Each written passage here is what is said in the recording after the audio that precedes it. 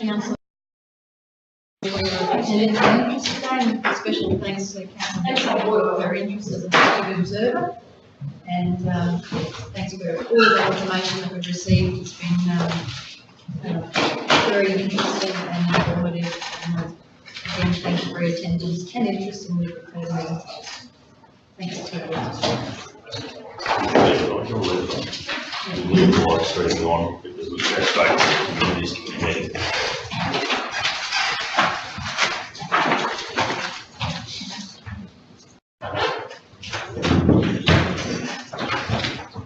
So it's councillors Nixon, Wells, Smith and Daniels, and the chair is Councillor Brooks.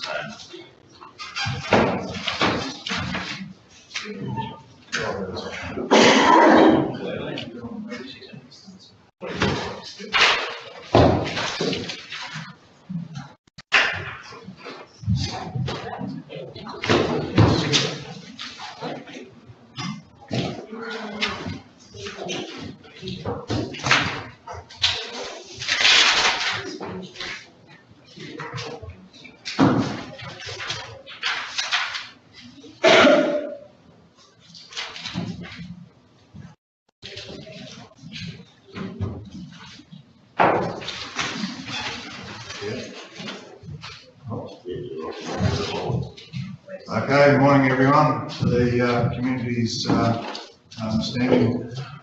standing committee. Welcome everyone. So everyone's present, no apologies. Any leave of absences?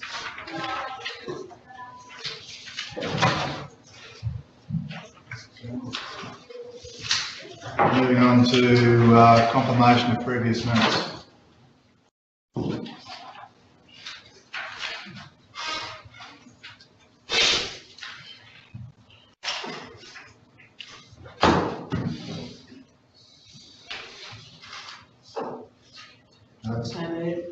Moved. Councillor Nixon, seconder. Councillor Daniels. All those in favour? Carried. Unanimous.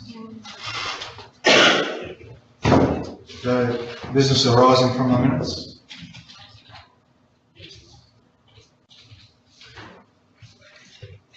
No business arising. Review of outstanding meeting actions.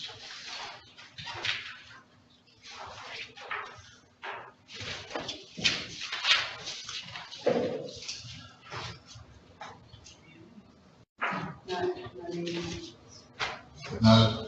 11 Dean Street. 11 Dean Street. Item 3. Sorry, yeah, item 3. In light of what could be happening at the Lions Park, are we still pursuing this, given the fact that we've got white ants and everything else there? Are we still actually willing to pursue this, or are we looking to put arts and crafts in the buildings over at the old pool site? It has been brought up. I've brought it up several times at these meetings, and so I need to back off on 11 Dean Street if that's where we're definitely going with it. Well, I think through the chair, the time we acceded to this request, there seemed to be an imminent need to provide a space for the art academy in Blackwater, and I don't think that those circumstances would have changed. So I think in considering plans for the future, there may be a better opportunity to accommodate arts and cultural activities. But for here and now, I think the conversation would need to occur with the art group. It's just the house there at the old pool site is vacant. Beautiful courtyard, beautiful yard, fully fenced. There's someone living in that house at present. Is there still back in there? Because last time I went down there was no one in it. There's one of the Parks and Gardens people are living in the house, I believe. So yeah, it just, to me, it seemed a really nice spot for us, you know. And if we're going to turn that into a precinct, it just made sense to drop that and move on with the other. I'd be pretty uncomfortable doing that without engaging. Yeah, that without group doubt, down there. without doubt, And but I in the brought it up absence before of, to be explored, and nothing's been done. you know, in the absence of any sort of master plan for that old pool area, I'd be reluctant to kind of get people too excited about a space there. When we've already engaged them to a point where they understand they're going to Doon Street, that seemed to be palatable, they seem happy with that, I would be reluctant to. Unless the push is coming from them, I'd be reluctant to change that direction at this point. And through the chair, it's only been recently that council's provided the direction to master plan, for want of a better word, that area. If council likes, we can certainly prioritise that body of work to bring it forward, if that helps unlock the answers to the future of art and cultural activities in Blackwater. But bear in mind, to do that work properly, it's going to take a bit of time and be guided by the committee. Okay. Is there interest in pursuing the whole pool or proceed with 11 Doon Street?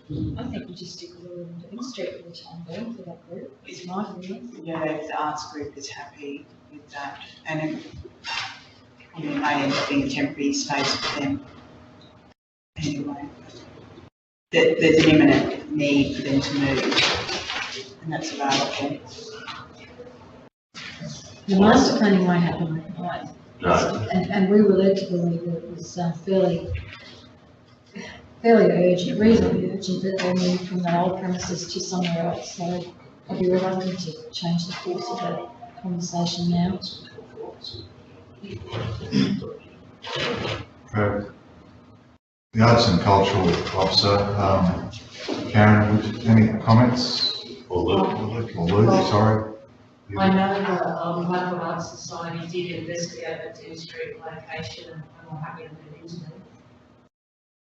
Yeah, the building they're currently in, that building is just one plus second. Dilapidated. Thanks, Karen. I've also had some conversations with the Blackwater Lottery Group down there. They're happy to stay in their current location as long as the facilities are left there. That will be a conversation. Okay. Through the chair, Luke Schultz on the break. Is there anything you want to add to those comments? The 6 Evans Street property with the arts group is currently is the property affected by flooding, and Doon Street doesn't currently have any damage to it that I'm aware of.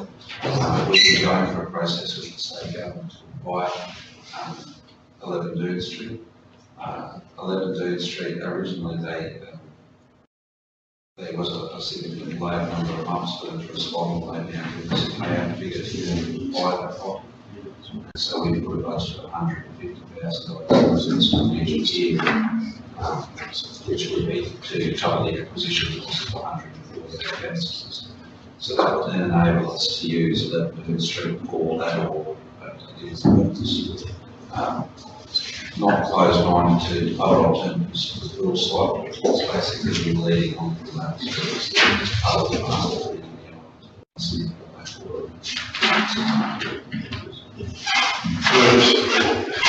Sorry, through the chair, it just seems difficult for me to accept why we would spend 150 and then turn around and ask them to go into the precinct. They're going to inject some of their own funds and time into the development of Doon Street, and then we're going to maybe turn around and ask them to move into an arts precinct, potential arts precinct, and then there's going to be a reluctance for them to move, and then we're going to be looking for other people to go and do 11 Doon Street, into the pool area. I just think that the question needs to be asked of the community, whether that's really where they go, or is there potential for them to go down into that pool house? Yeah, through the chair, I can see the corollary of issues, but the challenge is the master planning needs to occur to determine first that that's definitely what will occur on site. And I don't think we can do that process justice in under 6 months. So there's a bit of time that needs to be taken to develop the master plans, to consult, engage with the community, and then ultimately endorse those plans. And then I imagine that some of bringing those plans to fruition will involve seeking funding as well. Accommodating the art group might be easy and it could be done in 6 months' time. But if that's the desire of the committee, then direct me to make the master planning for this site a priority, and we will push a few other issues off the table to make it a priority and bring it back to you with some answers. But I think the challenge is the site that the art group at the moment is no good. They need a stopgap measure. They need to go somewhere. 11 Dean Street will provide that solution. It will also provide some other solutions in future if they're not there long term. But give the direction and we will implement. That's no problem at all. Mr. Steele, that has been a decision of council to go ahead with that Dean Street acquisition. So, you know, this is a decision on the ground. It is, but I'm respecting through the chair, the observers asking questions, suggesting that we're not on the right course of action. And I'm challenging the committee to say, if you don't believe that we're doing the right thing, let us know and we can change. I think we've got a direction from the committee already that we're happy with 11 Dean Street. Would you like a motion towards that? No, I don't need it. Unless you're going to contradict what's already stated or change what's already stated, let's leave it as it is. It's the outstanding action, just an update on implementation of that decision. Okay. Any further meeting actions? No further meeting actions? Okay. Material personal interests, conflicts of interest, personal gifts and benefits.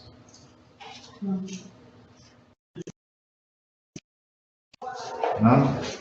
Okay. Committee recommendations, notes. So we have Treasurer community consultation minutes. All these community consultation minutes, can we put them all together as one to accept them? So we have Treasurer community consultation minutes, Spring Creek community consultation minutes, Orion community consultation minutes, Acadia Valley community consultation minutes, and also Rolleston Top Rain consultation minutes. Those, are everyone happy to accept those? Do we need a motion? Okay, move Councillor Hayes, seconded Councillor Goodwin-Smith. All those in favour? Pass unanimous.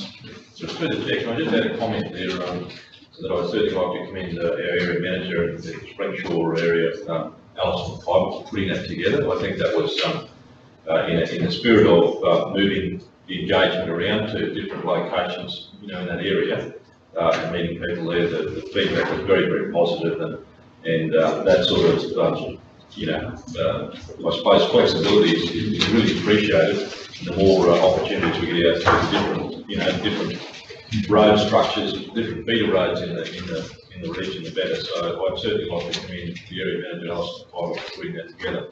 We certainly ask our area managers in all our community consultations to make them interesting, to take them where people have an area of interest, and I think that was pretty successful. So I'd just like to commend her for that. Okay.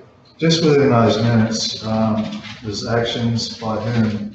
Quite often the action is by Mayor Kerry Hayes.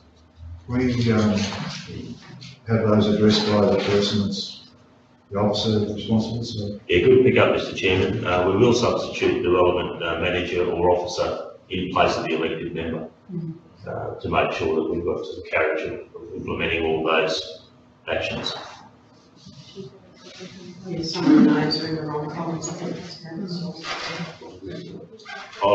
Through the chair, Belinda's just advised that it's they've already been updated, so that's good. So the copy you've got in your current version of the agenda is not the latest version. Because Mayor Hayes is going to be pretty busy. Yeah, I was getting very concerned there. Thank you very much. Well picked up, Mr. Chair. I appreciate that very much. Yeah. And just a comment too. I noticed, I'll use Top Rain as an example because there's only a very small number of people actually from the Top Rain group that was at that meeting. And I'm concerned about particularly the, just find it, the 20 Mile intersection, which is number 12 on page 45. I'd hate to think that we go ahead and put bins there, because that is not the wishes of the general community, based on conversation with a couple of people. As we know, you go ahead and put bins somewhere, well, then you really do have a problem with rubbish. So, yeah, it's just a bit concerned. That was the only one that I guess that jumped out at me. I hate to think we can put bins there based on a recommendation by, in this case, Hayden Jones, because that's not the wishes of the community to have a dumping site just there at 20 Mile right on the highway. I think that's the last thing that they want. Just through the chair on the first one, it's the first one, it's saying that the councillors will be advocating on behalf of that group when they go to Canberra. Have appointments been made, and is everything in order for that to happen? Yeah, we are in the process of securing deputations. It's proving difficult to access certain politicians, but we'll most probably secure deputations with ministerial staff.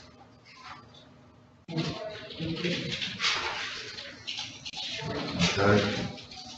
So, all comments for the community consultations, right? Just on page 18, there's a typo, Wedderburn. So we're about on page 18. On the Wheel and Dandy Road, the third topic, there's in the action search, says please look at the section road. That should be Wedderburn. Can we get the spelling? Councillor Rob. ERBURN. Wedderburn here. There's a new road out there. Over to the road.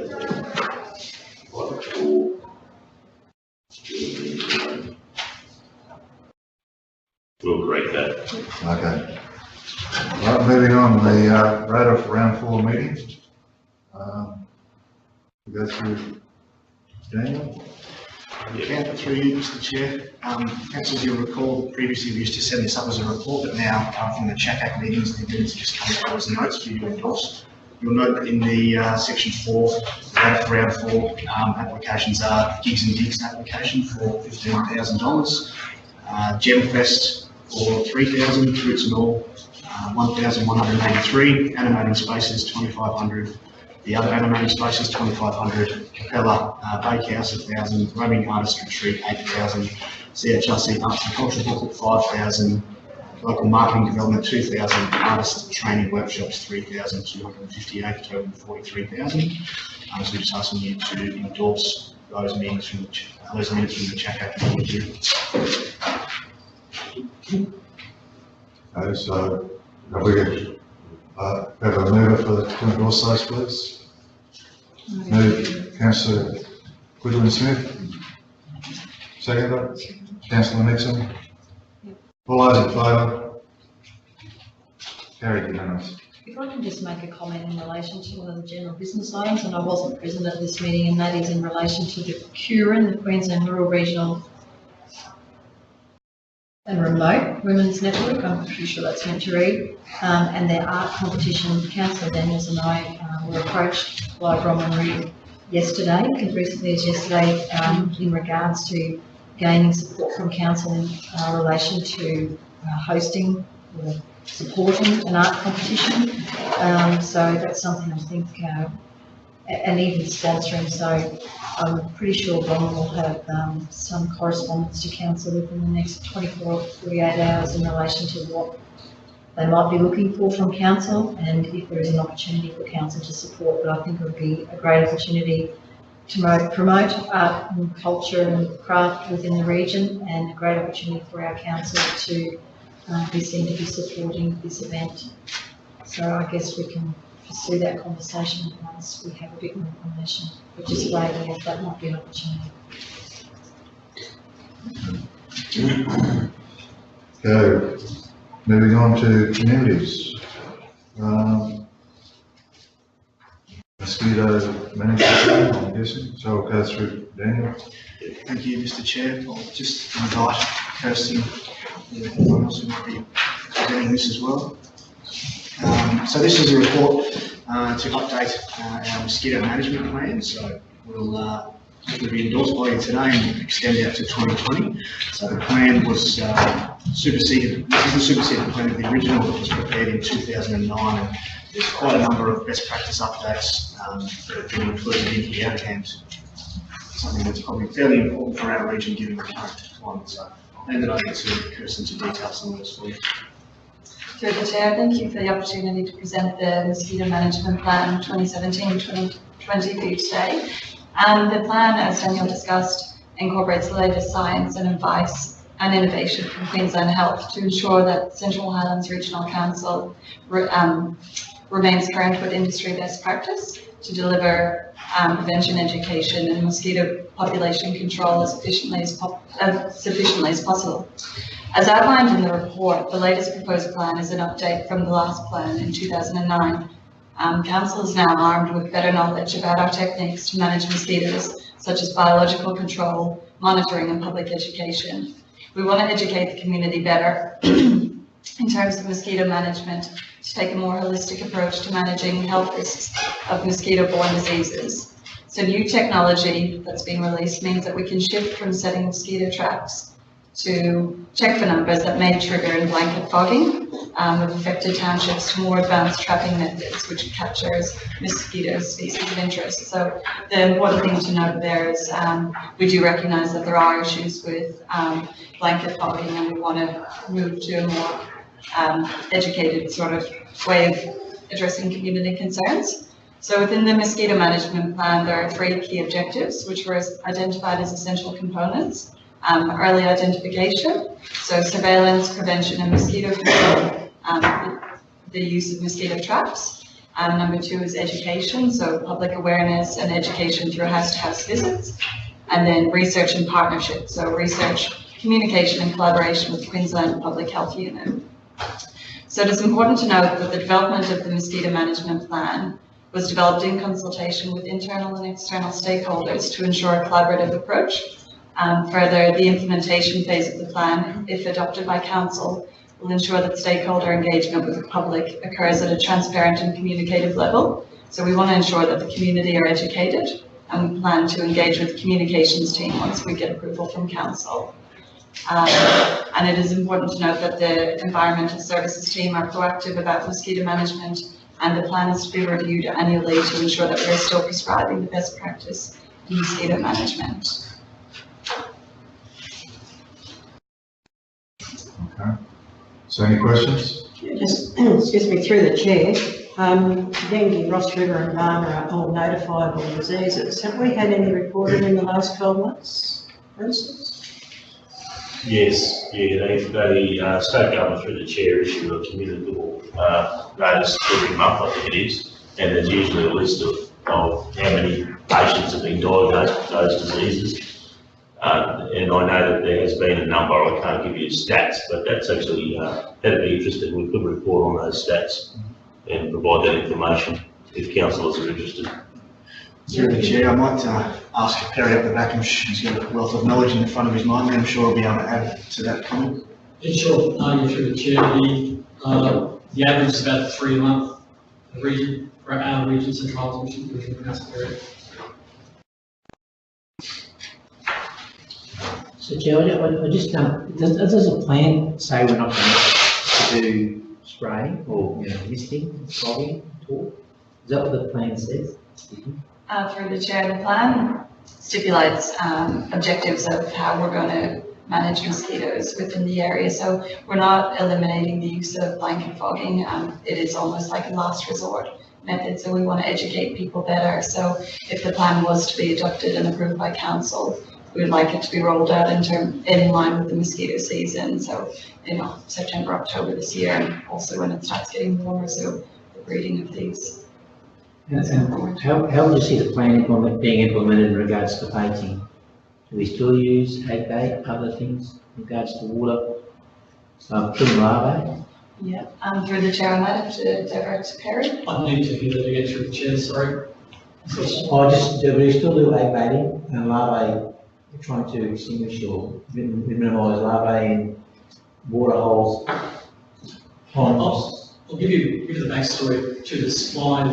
We've reviewed it Where the people, people that get the response or complaints about mosquitoes, mosquito numbers, mosquito biting, mosquito nuisance. And time again, we would respond to these complaints, of course. And time again, we found out that it's essentially self-inflicted.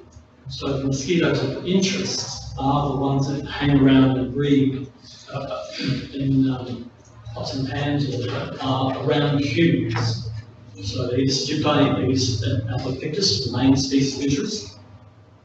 And so it's those households that we're targeting, is those households are likely the ones to complain to us as well. So we're targeting is a bit of hard work, but approaching and educating them so we can reduce the incidence of Ross River and help prevent any further diseases like Zika, already mentioned, that's like dengue, regional.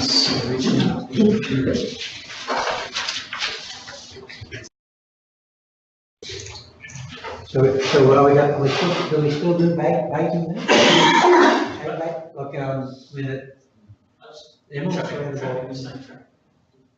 Yeah, through the chair, the new technology is that there's, it's called BG traps, and they actually target, they use Strychnine or Albopictus, nothing else. And before we were trapping for numbers, light trapping using light and carbon dioxide, for numbers, but then that only gave us numbers. Then we have to tease them out and find out if there's usage of time. That was time consuming, etc. So if through this discussion, if we do get an okay for the mosquito management plan, we intend to purchase a microscope and do our own identification. So the response time for any decisions made will be pretty quick.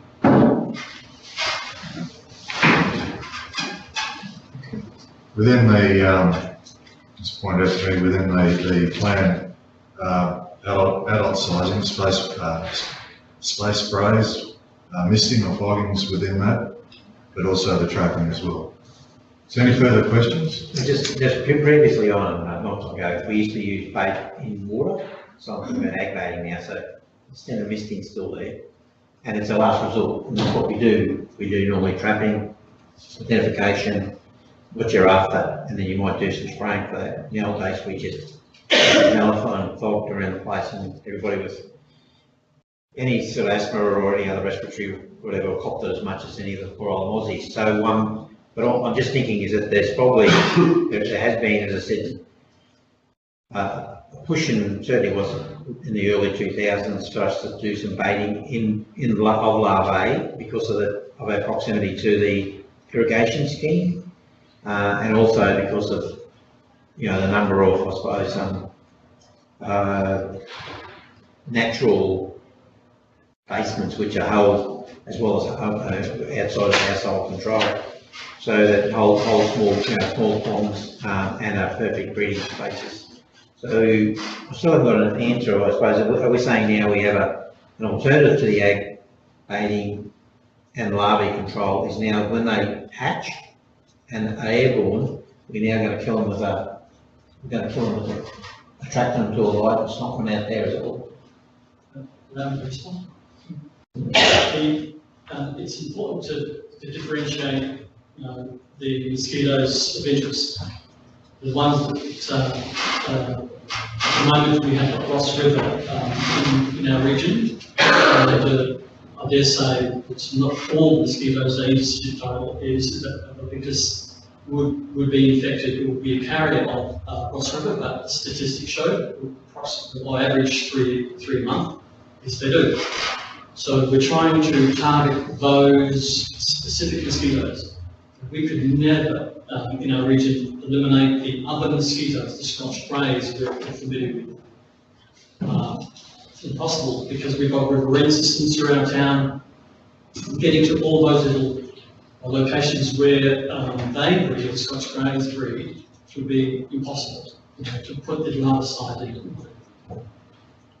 So because we can't get rid of all the mosquitoes, that's just impossible. We're just targeting the ones that will we're aiming to protect public health. Ones there's two different species. This is a disadvantage to knock them out. And where are we knocking them out? Where they breed, in people's, in and around people's homes. That's all, the only place that's been identified as to where they breed. That's where we're targeting by education, by getting them to empty it out while we're there, the whole lot. Give you more detail. I can go into more detail if you like. So I just thought I'd say that I see a flaw in the argument of, in the pleasant plan you're putting forward, and the fact that in the peak areas, the peak time of summer, rain periods, large amounts of Scotch Brays, particularly these are the non-health concerning mosquitoes. These are the ones that cause a lot of angst in regards to what people can do. In regards to just going in their backyards, having a barbecue, and so these are ones that create lifestyle problems that we don't. In those times when we know there's going to be an acceleration of breeding, the rain, it's during the rain season, small schools, lots of water holes, while we aren't attempting to take those mozzies out before they become airborne, even though they might not be a health hazard, they certainly are a hazard or a problem in regards to people's social well-being and social interaction, whether it's going out into the open. Nobody sits there thinking it's a Scotch Bray and this one's not going to hurt me. There's been a couple of people who have reported to me about Ross River. Everybody then becomes fearful of any mosquito. So all I'm saying is I just think that the policy fails our communities in regards to us not managing mosquitoes at those peak periods of those summer times and those summer rains, where we should be managing them at the larvae stage. Doesn't matter who they are, whether they're the little ones, the big ones, the ones that bite, the ones that cause pain, or the ones that cause health issues. All our community sees they can't go to their parks, they can't go in their backyards, they can't go to sporting and open venues, and they don't like it. And I get lots of complaints, like I do this year, last year, and other years from Blackwater and Springsure and every other community where people gather about these little birds. So I just think that if we've got a policy that's not going to deal with those people in peak times, I don't think we should be doing it every month of the year, but certainly it's during that December, January, February, we know when it rains. The policy is not covering every aspect of what we should be doing as a community, and I think, to me, I don't like to see us doing the bulk spray. I think it's probably any activity of last resort, but it seems to be the only policy we've got of resort now to give people back that opportunity to enjoy their community, and that is to spray. We should be, as I said, having active identification of areas that we can control mozzies before they hatch. Doesn't matter what variety they are, and I'm not particularly worried, as I said, whether they just under the health variety. That's my lecture for the day. Through you, Mr. Chair, the points you bring up, Councillor Bell, are incredibly important, and as well that the plan itself doesn't necessarily exclude any of those options, and it's primarily looking at a prevention focus so that we don't get to that bulk spraying component. But Harry, is there anything specifically you want to add about how you prevent and monitor that during the peak seasons? Yes, through the Chair, we're definitely not eliminating fogging. Definitely not. Love siding, but just on fogging, research has it that very few communities are fogging anymore. Now, if we go for love siding, getting into our vast region, our vast waterways, let's talk about Hamilton for a moment. Getting to all those locations where the Scotch Brays, largely Scotch Brays, would require many more resources than we're calling for here in this minute.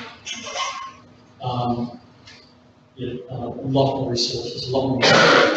And by way of example, in the most affected community would be the township of Rolleston. In Rolleston, we've set up that there's two nurses, public health nurses, very reliable ladies, who have children of their own. And Ralston gets a frequent double dose of not only mosquitoes, responsible mosquitoes, but also midges because of their location very close to the type of river system that goes through the town.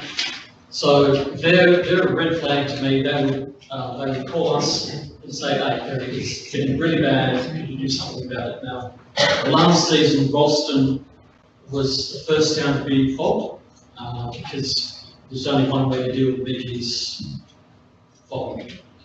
So midges and mosquitoes got wiped out. And Springshaw was the only other town this last season. The other townships, as I said previously, we would get complaints, we would follow through, only to find out that the mosquitoes were, they were self-inflicted. People's gutters were either blocked, or there's one case in Bluff where I lost count above 100 pot plants where the bromeliads, beautiful plant, there's 100.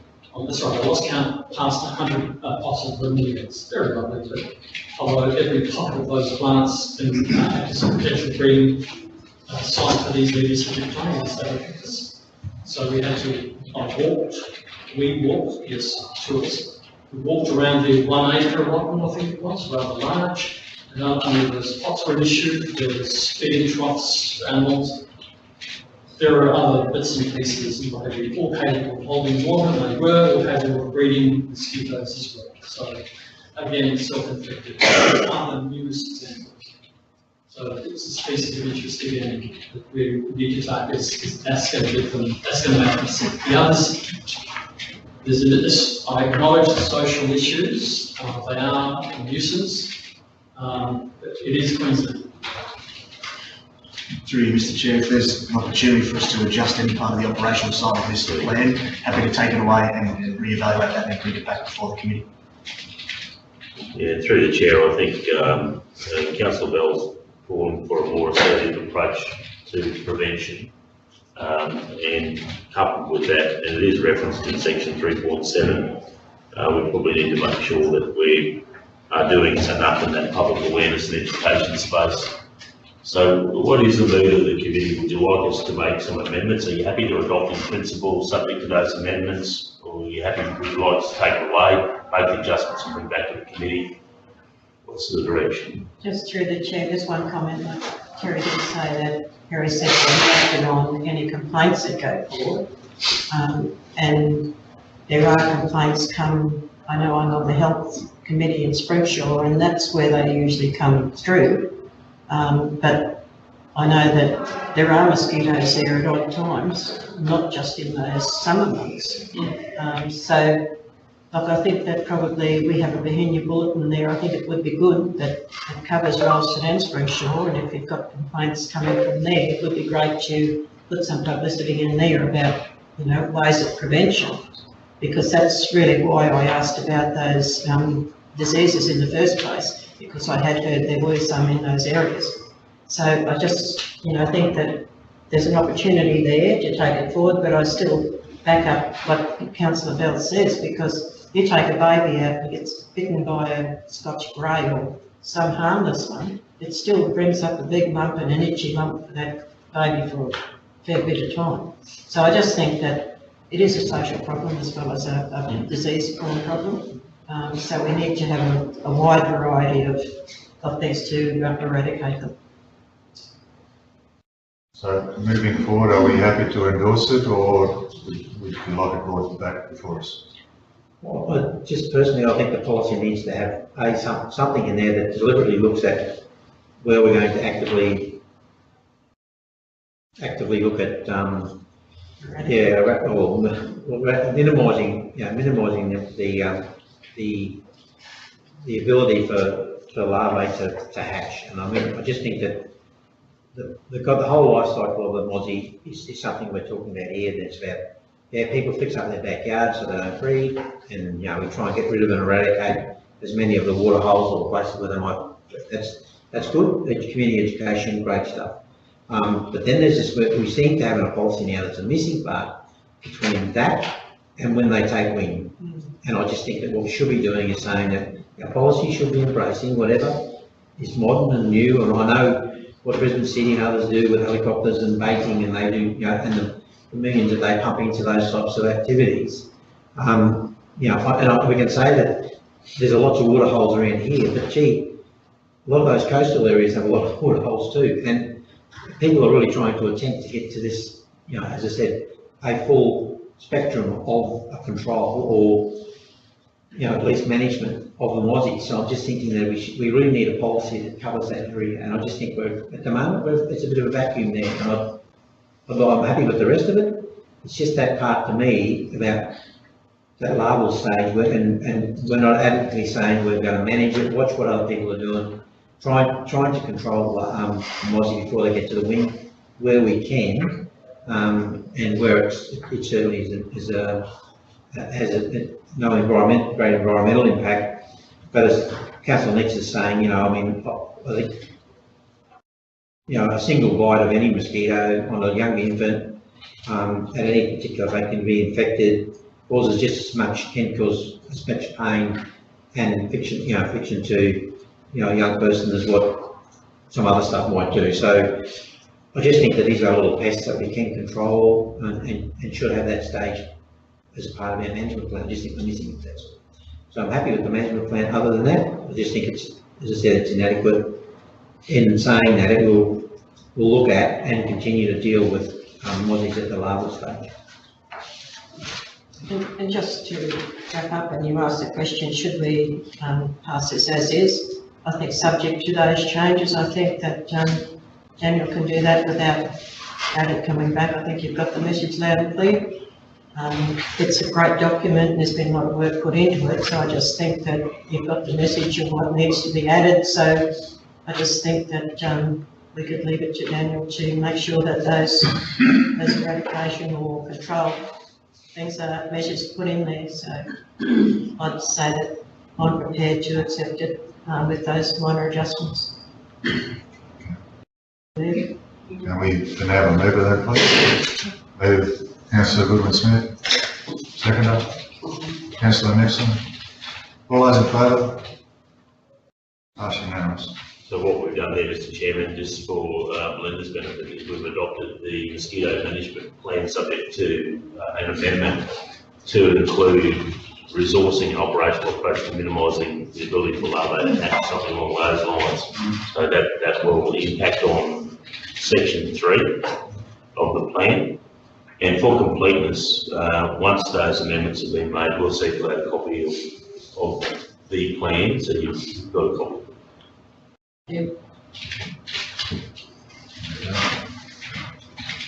Moving on to unpacking innovation and debrief. So that's back to you, Daniel. Thank you, Mr Chair. Through you, Councillor, you recall our last meeting in Blackwater, I provided a brief update on the Unpacking Innovation conference that myself, Deputy Mayor Goodwin-Smith and Councillor Daniels attended. So this is just to formalise that briefing here.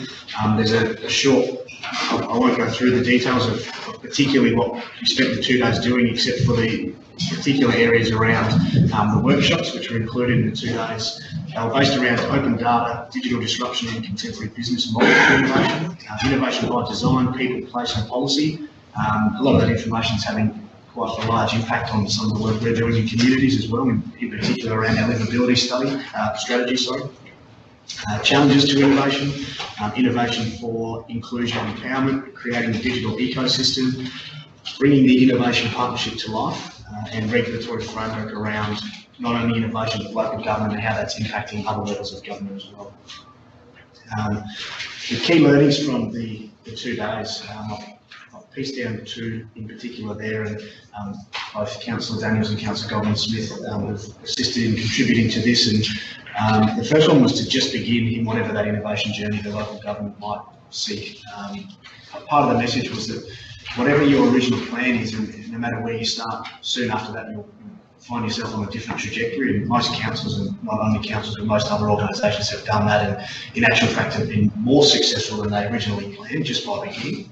And the second part to it, which was probably a big theme throughout the 2 days, was the most successful innovation projects and cities, I didn't quite label regions well enough, I think, have demonstrated advanced levels of genuine cooperation and collaboration between all levels of government, industry and the community. So some of the lighthouse cities that were on show was the city of Barcelona and the city of Cincinnati. So both of the two key speakers were from there. The third one was the city of Kitchener in Canada. We actually did a Skype interview with two of the people there with the whole conference, and it was facilitated quite well, although the councillors and I tried to send a message through Twitter to get a question through Twitter, but it didn't seem to get there and they couldn't answer at the time, but nonetheless. And in this report, I've actually asked, it is a decision report, and I've asked for the committee's support for three things. The ongoing investigation of available options to establish a community smart hub, the commencement of discussions between relevant stakeholders to contribute to the project, and that a future report be presented back to this committee outlining any progress against this. And you'll see at the bottom of the report, I've indicated a particular proposal around how something like this might be framed up in the Central Highlands. Part of the first part there talks about the traditional 3 R's, the roads, rates and rubbish for local government. As you go further down, the proposal, I've given it a tentative name of centrifuge, but that's fine. It's happy to be adjusted accordingly. But importantly, the fostering of what we've added to the 3 R's is another 2. So roads, rates, rubbish, recreation, and reinvention. So that would be that could be part of how the centrifuge smart hub would operate in terms of. We could invite people in to Central Highlands here within our community, importantly, and from outside of our community as subject matter experts to participate in some small events where they could assist in solving some problems for the local government. So I'm asking that the council or the committee can continue supporting this, and a lot of the what, where, how, who and why is sort of undetermined at this stage, but that will be fleshed out and unpacked in some of these ongoing discussions with stakeholders such as CHDC and other state government departments. So happy to take any questions, and Councillor Goldman-Smith or Councillor Daniels, if you want to add anything to that, please feel free. Yeah, through the chair, I was just going to ask if the CHDC were represented at the Innovate conference, because they're already looking at innovation and moving forward, and we have incentives for new businesses and things. But yeah, I just wondered, I think that they were probably progressive, and I just, yeah, so, and I think Megan, you were on that board, weren't you? Yes, and look, they, some of the officers had opportunity to attend, but there was calendar clashes and they couldn't attend. That was when the Prime Minister was in town, That's right. shadow cabinet, so Liana was scheduled to come, Yeah. but unfortunately, they were a bit skinny on the ground with people that could come. But yeah, so In collaboration, we can do a lot. So and through the chair, I think this is probably a real beginning to that collaboration between CHRC and DCM, the bigger innovation picture of what's happening in the region. So this does certainly connect us with them. And certainly CHDC are working very actively in the space that they're building and bridging our region's new economy through their collaborative action plan. So I think what Daniel's talking about here fits very nicely, like a glove with this CHDC is doing. So I think, yeah, it's a nice wrap up, and I guess a big thanks to Daniel with his connections at Logan City Council, because without that we wouldn't have had that opportunity to participate. I'll certainly open my eyes to what other councils are doing, and also to the opportunities that our council has actually to work collaboratively with other councils, because that will be where the opportunities will emerge around funding, perhaps, and other more collaborative approaches to innovation and smart solutions. So we have a recommendation there. That's that can start an ongoing investigation of available options to establish a community smart hub. How do you want to progress with this? Move that way, or go back through CHDC, or? Yeah, I think CHDC are probably in this space. Maybe we can reword something there that supporting the idea or something, I don't know. I was thinking, going through the chair, we've been collaborating very closely. And through Daniel's team, Luke certainly needs to be heading a lot of the work with Leon Panisi, CHDC. I don't think we're overlapping. If anything, I think that we're going to come together even more on where we need to be as a community in this space and as an organisation. So I certainly support the recommendation of the committee, and I would add to that, not an amendment, but just add to that it's important for us to continue to work closely together, noting that Leanne has resigned from CHDC, and making sure that we establish another contact there to make sure that we're working together. Through Mr. Chair as well, it's probably remiss of me to mention that Sandra did also play a part in crafting this up as well. So a lot of our work is certainly interfaced with CHDC. Yes, and through the chair, what I was kind of getting at was putting that in that recommendation. Happy to include if The words just aren't there to say collaboratively with CHDC. So if you're happy on that, I'm conscious we could add to the ongoing investigation with CHDC of the available options. Okay. So we're happy with that? Yes. In collaboration. Yeah, that's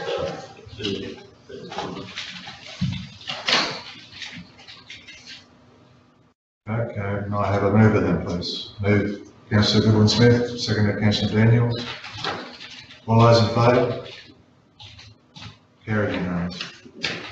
And actually, just a PS to that, it's very interesting what Rockhampton Regional Council is doing with their smart hub, and there was some great media attached to the launch of their hub the other day, and they did some great interviews with some of the potential startups and mentors to the startups. They're using local business in Rockhampton, they're getting them engaged. That's very exciting.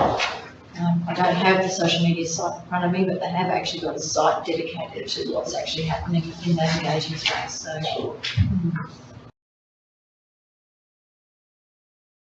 Okay, moving on, the family riding park for motorbikes.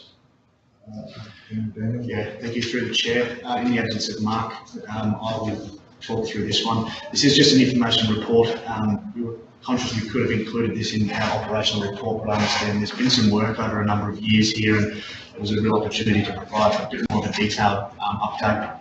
So there has been some ongoing issues with mostly dirt bikes and motorised bikes in multiple areas around the region. So the police are seeking an approved area where bikes can be ridden. This, unfortunately, there hasn't been a specific area identified. We talk more in the bottom of the report there about a couple of areas that have been investigated, none of which have come to fruition at this stage. Representatives of council, including Mark in his role as manager of Parks and Rec, and also our CEO, have met with local police and active community members on a number of occasions, and continued this discussion. So unfortunately we haven't progressed it to probably a place where generally the council will be happy with in terms of the identification of a particular area that suits the police's requirements and our requirements as council. But I'd also like to note that this is genuinely a complicated issue across all local governments. In 2011, the state government prepared a report highlighting the problematic nature of this particular issues across local governments, and I'm aware through some of my previous dealings with other local governments that a number of the areas that have been set up, the Wyalong one in particular, towards Beaudesert has had unfortunately poor performance in terms of reducing the number of offenders on those bikes and actually an uptake in people attending that area. So we are fighting an uphill battle here, and it is something that's particularly on our radar, and we are focusing on finding an ideal location, but there just hasn't been one that's presented itself today. I don't know, Scott, you want to add anything more to that with your discussions? Well, through the chair, it's outlined in the report. I'm sure the committee members have read the report, but there is a focus on the old Meatworks site, the old Pecky and Salio board site, which is about 13 kilometres to the west of Emerald. It has rail frontage, therefore it could have some economic potential in future. And there's been some discussions that a short-term use of that site, say 9 years, 3x3, lease for 9 years, might provide an opportunity to solve a problem. and then council still has the benefit of retaining the land for some other high purpose if the need arises. And negotiations to date have been around Motorcycle in Queensland as the regulator in this space being heavily involved and council not being actively involved. There would be a need to be some sort of local committee that oversees the management of the site. There'd be someone there on staff to make sure that when the facility's open to sweep the track to make sure that there's been no accidents and things like that. Where it's at, it's the couple of years of discussions, it's been good in a way that it's brought a lot of clarity to what's required, and something's not far off happening. So I would say to council that I think very soon you'll be asked or requested to give consideration to making that site available for a short-term use. And it'd be interesting to see what happens there, because if it is supported, then that might open the door for council to look at some other unique solutions in communities like, I know Capella comes to mind. It's certainly got a problem there that the police are concerned about, and other communities as well. But I think if we could work on the big centre, which is Emerald, and provide a solution, that's a start, and then look at other communities and fit for purpose solutions. So it's at a point where it won't be long before something comes back to the committee for consideration. This is just an update to let you know where things were at. Chair, just a couple of questions. We haven't negotiated with the bike club that uses Mosquito Creek. Yeah, that was a heavy focus through the chair in the early part of the discussions, because originally the Emerald Junior Motocross Club had an enduro track that was designed. It's a technical track designed by Yamaha, 5-kilometre loop, but difficult terrain to negotiate. That didn't fit the need for what's required here, so that was more for a skilled rider. And the Emerald Junior Motocross Club are not interested in reopening that track because their focus is on motocross, which is a very different discipline to trail riding. So that meant that wasn't an option. What was an option was for council to perhaps be involved in negotiations to seek a lease extension for the Emerald Junior Motocross Club so that they could get a bigger footprint of land, and then that would make available an area of land for trail riding. However, the challenge there is that they wouldn't like to have the site accessible at regular times, so 2 or 3 times a week. They only want it accessible on a monthly basis or whenever they're having meets, and that represents a problem too. The site that we need needs to accommodate all sorts of people in the community, people that work shifts and mine rosters, that might want to access a facility midweek, so they can take their children or go to trail riding with their family. So we need the flexibility of having a model that might see the track open 3 or 4 times a week, so people can use it. So that didn't go anywhere, those discussions, and it got back to the need to have a fresh site. And after negotiations fell over with the Agricultural College, then the focus was back onto let's find that site. The council made a decision that it wasn't looking at the site west of Emerald as a meatworks location any longer, so that meant there's a possibility there to freeze that up for consideration. Just on that site, insurance would be pretty heavy, wouldn't it? But that would have to be covered with that. And riders would actually have to be a member of Motorcycle in Queensland. They've got to be registered. It costs around about $100 per year just for a basic membership to be able to ride at a facility, and they regulate that facility. Oh, yes. So, and there's a big list of things there that you would need. Well, I wouldn't like to see too much put on that site because, regardless of whether the meatworks go there or otherwise, I mean, we've kind of set that aside as an industrial precinct, really. I mean, looking at the meatworks, looking at where the sale yards go in the future, and maybe other business arrangements could be made there, and going back to the innovations previously we spoke about. I mean, it's, I just wouldn't like to see too much put there, and if you've got camping area and barbecues and all that, I mean, you just about have to man it 24/7 or have a caretaker there, which I think is, it's probably getting out of the range of just motorbike, having a day out. Yeah, I hear the concern and through the chair again, not preempting the decision council may make, but if that site is not suitable, then I'm optimistic that we'd be supportive of helping find another location or advocating for another location that may be not in our control, might be a state government parcel of land. But I think that the merits of what we're trying to do here in collaborating with the Queensland Police Service to address a problem is important. Where it ends up is not the critical issue. I'm definitely not against using our site, I'm just against probably using permanent structures on that Well, the site. report, if you have a look at the report, you'll notice there that it mentions the mountable structures, and any entity that was going to take something on for 9 years wouldn't want to do anything too permanent in nature, I'm sure. Do we have a problem? Through the chair, we do have a problem. The problem is that people want to ride motorbikes in locations where they shouldn't, or where there's mixed uses, people walking dogs or jogging, and there's a risk factor there.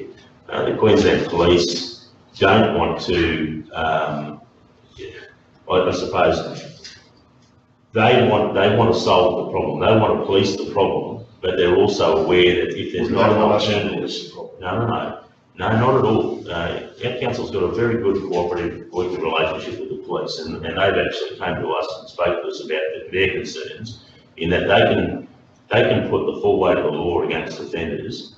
However, they know that there's not an alternative, there's not a reasonably accessible alternative, so they're not going to solve the problem simply by issuing tickets, infringement notices and penalties. And they've come to council as a community leader and asked, are we in a position where we could help solve the problems? Our response was, we want to be involved, certainly, and that became a mission then to try and identify a suitable site. We've gone down a few dry gullies, and we've now got to a point over those couple of years of looking at alternatives, working with the state government, trying to find something in reasonable proximity to Emerald. We've been able to identify how it would run, how it needs to operate, how it would be managed, and that's probably the most important part of it. Finding the site is also important, but that's obviously the logical next step. It's important for the police to make sure that it's far enough away from town that it's a disincentive to risk running the gauntlet in riding to the site. So they don't want it very close to town. It has to be a situation where you load the motorbike onto a trailer and take it out. So, and again, just that's my question. That's exactly my question. Those that are underage that can't load it into a ute and drive it out, we're not eradicating what is now already the problem, really. No. So it's the age group that wish to go motorbike riding freely that is the concern to the police. It's not the little one that's learning with his dad and mum. It's not those ones that are the concern. It's the ones that are out there riding at will, wherever they want to go. Those people, are they going to conform to going out to these places and pay a fee and a membership on a 3 days a week time slot? Are we going to, by doing all this, is that going to eradicate that problem? Well, and you're going to turn around and say, well, no, if we put this in, the police can get them.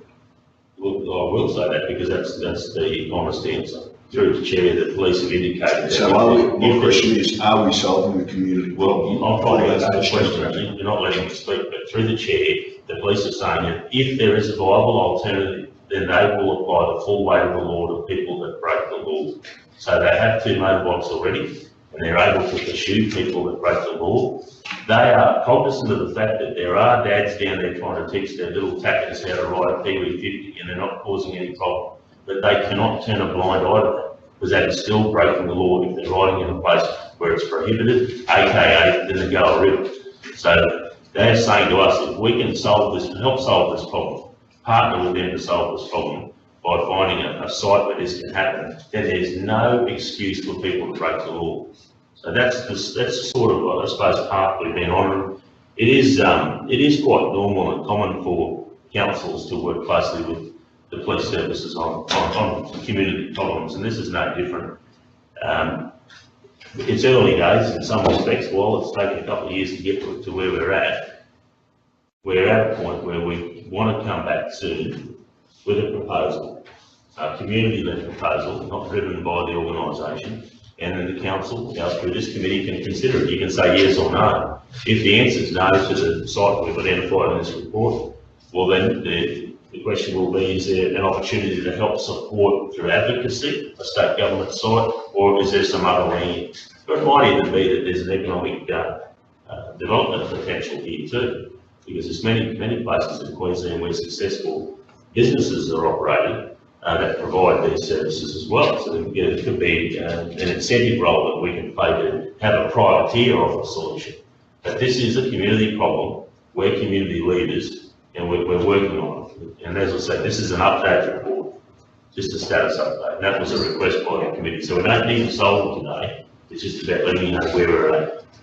Just through the chair, following on, there was a problem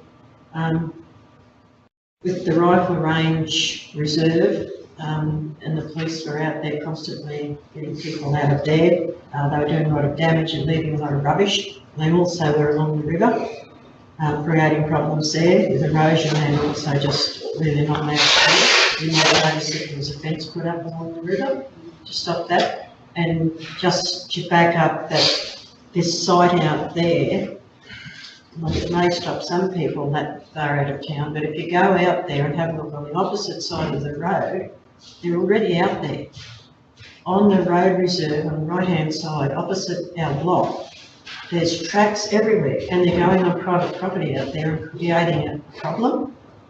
So it is a problem, and we've also had that incident in Tieri, where they were riding on an area where they shouldn't be. And there was an accident. So, I mean, I think it is something that is important to all of our communities because everyone wants to get on a bike and try it out. But yeah, just to kind of cover off on your question, Councillor McIntyre, sorry. Thank you, Scott and Daniel. I'm interested about hearing more in the next report because I do agree that it's something that we can work collaboratively with the other agencies to look at. So through the chair, is there an organisation, community organisation that you're working with that wants to be the main holder of the land? Or is it something you're looking at council controlling? No, through the chair, negotiations have been with Central Bike Service. I think that's the Yamaha dealer in town, Ross Drake. And Ross Drake obviously has an interest in this because he sells motorbikes and parts. But the reality is he's been able to garner the support from quite a few of his customers who identified themselves as being willing to be part of the solution, part of a working team, part of a volunteer group, office bearers in an organisation that's yet to be created to run it. So there's a strong interest there. Motorcycling Queensland, which I've spoken about already, they're the regulator and they need to be heavily involved in whatever the solution is as well. So they're the entities we've been working with. Motorcycling Queensland, a private retailer, businessman in town in the Queensland Police Service. For that early days was state government, but they weren't able to provide any obvious solutions. I move to receive the report. Yeah, it's just there for noting, so that's easy. Okay. Noted, so don't need a second, do we? No, it's just considered by council before we need. Okay, considered. So everyone happy? Okay. Moving on, Regional Pest Management Subcommittee. Okay, so we'll go through Daniel. Through you, Mr. Chair. Councillors, this is an information report to update you on some largely historical issues around the pest management subcommittee, but in 2012, the LGAQ held a conference where they desired to move away from the existing land protection fund that used to be spread across Queensland. As a result of that, LGAQ, in partnership with the Department of Agriculture and Fisheries, finalised a new invasive plants and animals co-investment, or IPAC model. That was in 2014, and then in 2016 that was presented to CQ Rock. However, nothing transpired during that year. We move on to now, and recently we've had some progression on that, and we've had some staff members at the Regional Pest Management Subcommittee meeting, which was held in Rockhampton and Old Copper. So Kirsten's outlined the details of how that is going and the next stages of how that's going to impact CHRC. Sure, so thank you through the chair. So on the 6th of February, Council received correspondence from the LGAQ inviting us to be part of the Regional Pest Management Subcommittee. So just to give a bit of history, there is no compulsion for any council to be involved, and it's not expected that Council has to pay any fees to be part of this Regional Pest Management Subcommittee. So during the committee meetings, Council has an opportunity to nominate an elected representative to represent this statewide oversight group alongside one of our senior rangers. So just as an update from the statewide oversight group meeting, which was held on the 23rd of May in Brisbane, there were 3 items discussed during that meeting. So number 1 was the land protection model, the calculation model. Number 2 was the co-investment draft expression of interest review, and number 3 was the direct and indirect benefit definition, so the wild dog and rabbit fence issue. So during the meeting, it was decided that the discussion point number 3 about the wild dog and rabbit fence had to be scrapped as there was no members from the board present during the meeting. So moving forward, the next scheduled meeting is in Rockhampton on the 19th of July. So as I discussed, Council can nominate an elected representative to attend alongside one of our senior rangers. So the point of this little overview is also to invite anyone, if anyone wants to be part of the process, to nominate, and we can give you a briefing to keep you abreast of what's changed since the last meeting and until the meeting that's to be held in July. Through the chair, I would like to have gone, but I can't on that day. So I'm interested in being involved in that committee. Yeah.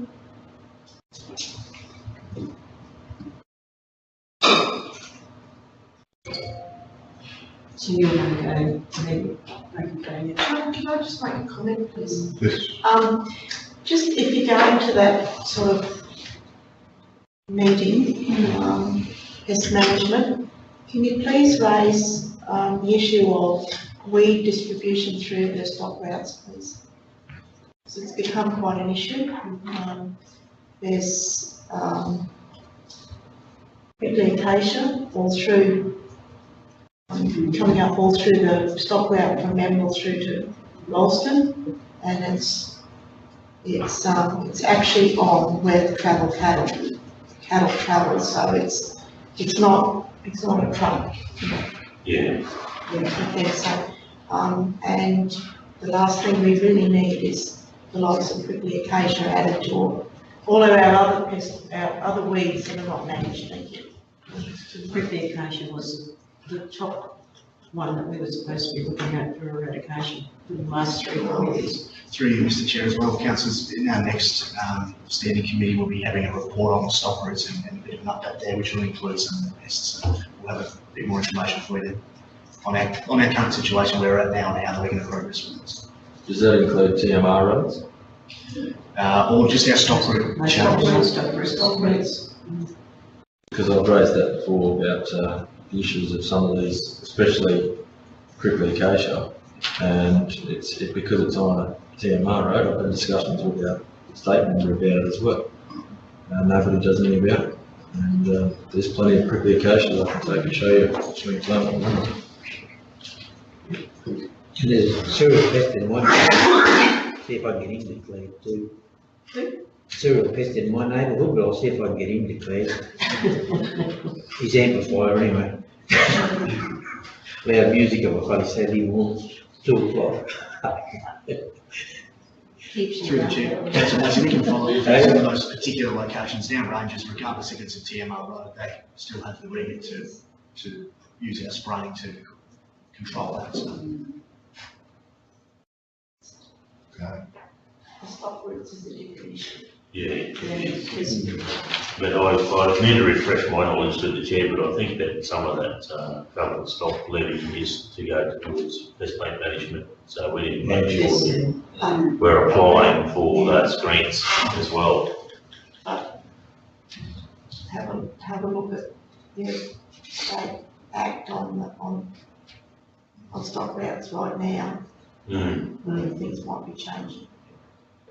But it's only any good if we're actually going out doing something about it. So while we're sitting on our hands, they're seeding and there's more growing. So, you know, we didn't have any prickly acacia and Parkinsonia 15 years ago. And now it's just popping up everywhere. And there's ones that you drive past on the main road that have grown and seeded probably 5 or 6 times. And, you know, worst part is some of them have had pink tapes tied to them where they've been identified by an organisation and the pink tape is either still there or it's blown off. It's been there for that long. So we're not following up, whether it's a stock route or a main road, we're not following up with that kind of work. All right, good point. Okay. Okay, well, you have a couple of Megan is nominated, so moving on to arts, people, play, update. We don't need to Resolution for them to go to that. I think, yeah, Mr Chairman, it would be nice if that's the mood of the committee to endorse Councillor Daniel as representative. I think that My apologies. saves us bringing it back. Okay, Councillor Daniels nominated by Councillor Nixon. Seconded. We need a seconder, we don't need a seconder. Second, Councillor Hayes. You're going to do a nomination process. We're just going to endorse Councillor Daniels. Endorse. Committee on the chair, I think. So we've got moved Nixon, seconded Hayes, that Councillor Daniels be endorsed as council's representative on the regional investigation committee. All those in favour? Carried. Okay, thank you. So, moving on, parks, people, play, update, through Daniel. Through you, Mr Chair, thank you. Councillors, this report is an information report to the community status of our parks, people and play project. You'll note there as well that the last time we had an update was in September 2016, and there's been quite a fair bit of engagement work that's progressed against that. I'll hand it over to Jamie to outline that particular detail and where we're up to at the moment. So when we presented in September last year, I suppose we were seeking feedback on aspirations around what the council was wanting to achieve with its parks network. So we did some community engagement in that space and got over 200 responses, which was really great, and a really good cross-section across the region and across age groups as well. So we've taken those items of feedback on board and are using them and progressing through our, I suppose, categories and embellishment levels. What we've, I suppose, done, which has taken a big bulk of time, is actually pick up every single park and sporting facility in our region, and we've developed a GIS layer which we didn't have to start with, which is quite a big step forward. So we now have the information we need where we can see every single, the total land area of parks across the region. We can break that down by whether they're a private facility or council owned, which is really important for us for sporting provision, because there's provisioning rates, but we want to also recognise that some of those private facilities do add and support those provisioning rates, and there's not really need for us to duplicate areas where there is private facilities. So that's really exciting. We've gone through and categorised our parks in all of it for a starting point. So yeah, it's a really exciting layer to have developed moving forward. So from that, our next step is, which we're hoping to bring back to you next Communities Committee meeting, is to discuss some provisioning rates for what how our supply of parks for both sport and recreation is going to be moving forward. Our provisioning rates currently are quite high for a regional centre, which is great, but it puts pressure on to, I suppose, our operational cost and capital costs to invest in those facilities to actually deliver them. So we want to, I suppose, put forward something which I suppose addresses the community's interests and desire and is sustainable for council to actually deliver moving forward into the future. And also look at where the shortfalls are currently. So some preliminary work that we've done, we are doing it both at a town level and regionally, and that shows, I suppose, some disparities with Emerald as an example. Emerald as a town, if you look at the population, sorry, does everybody know what the provisioning, what I'm referring to in saying provisioning rates? I'll take a step back.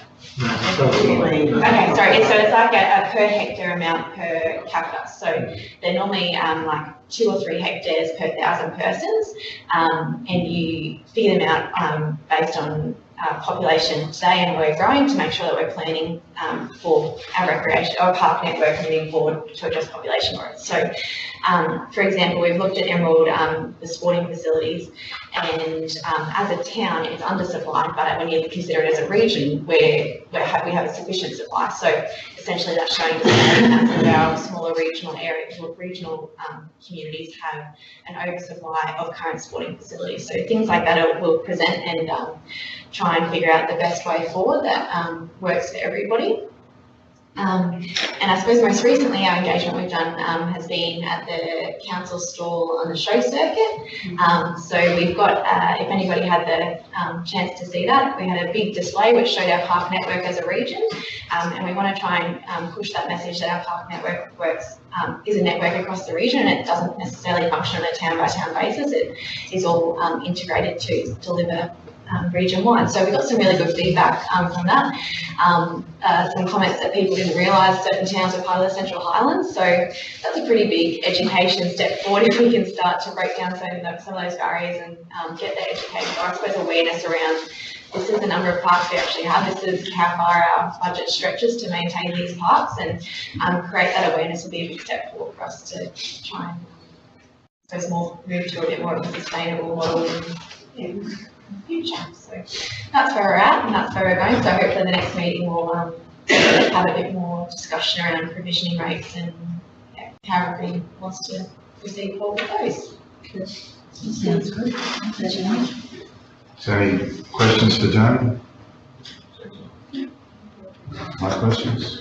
Through the chair, before we move on, if I can just acknowledge some of the great work that's done by the team and also by the councillors in that recent engagement. It's sometimes very challenging, and I don't want to say like pulling teeth sometimes to get that meaningful feedback from the community, but the contribution the councillors have made and the great work the team did at some of those events has been particularly important to us getting that meaningful feedback. So thank you for all that. Thank you.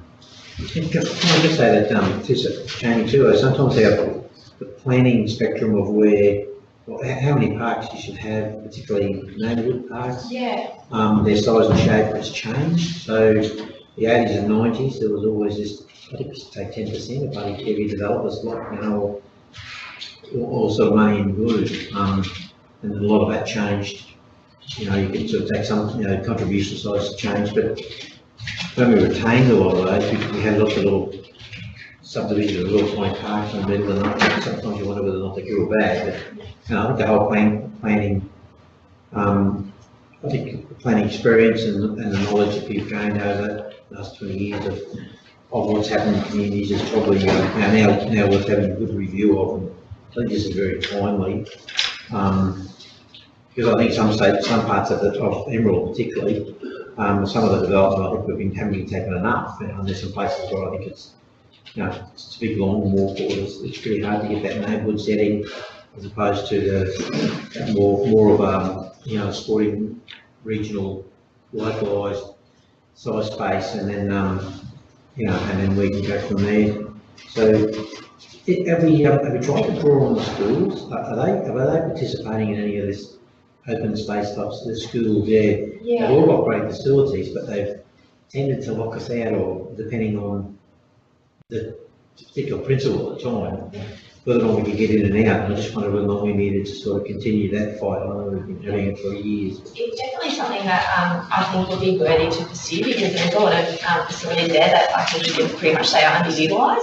And I suppose particularly for the state schools in the smaller communities, they are generally accessible to the public and the facilities are used outside of school hours. And I know even at a state level, there's a new school that's being built in an evolving development, Caloundra South, and it's purpose-built as a community facility, school and park. So the fact that the state government's moving to that stage, I think the state facilities is definitely an opportunity. They've sort of made a clear message there. So that's, I definitely agree that we would like to pursue that moving forward. Through you, Mr. Chair, just to add to that, there has been some preliminary discussions in the Game Plan Advisory Committee about how we will connect some of those schools and the other state infrastructure in the region to better be utilised. And Council, you've also noticed on page 102, the process that this particular plan is undertaken is quite comprehensive and the expected completion date is, we'll turn something back to Council by the end of this calendar year.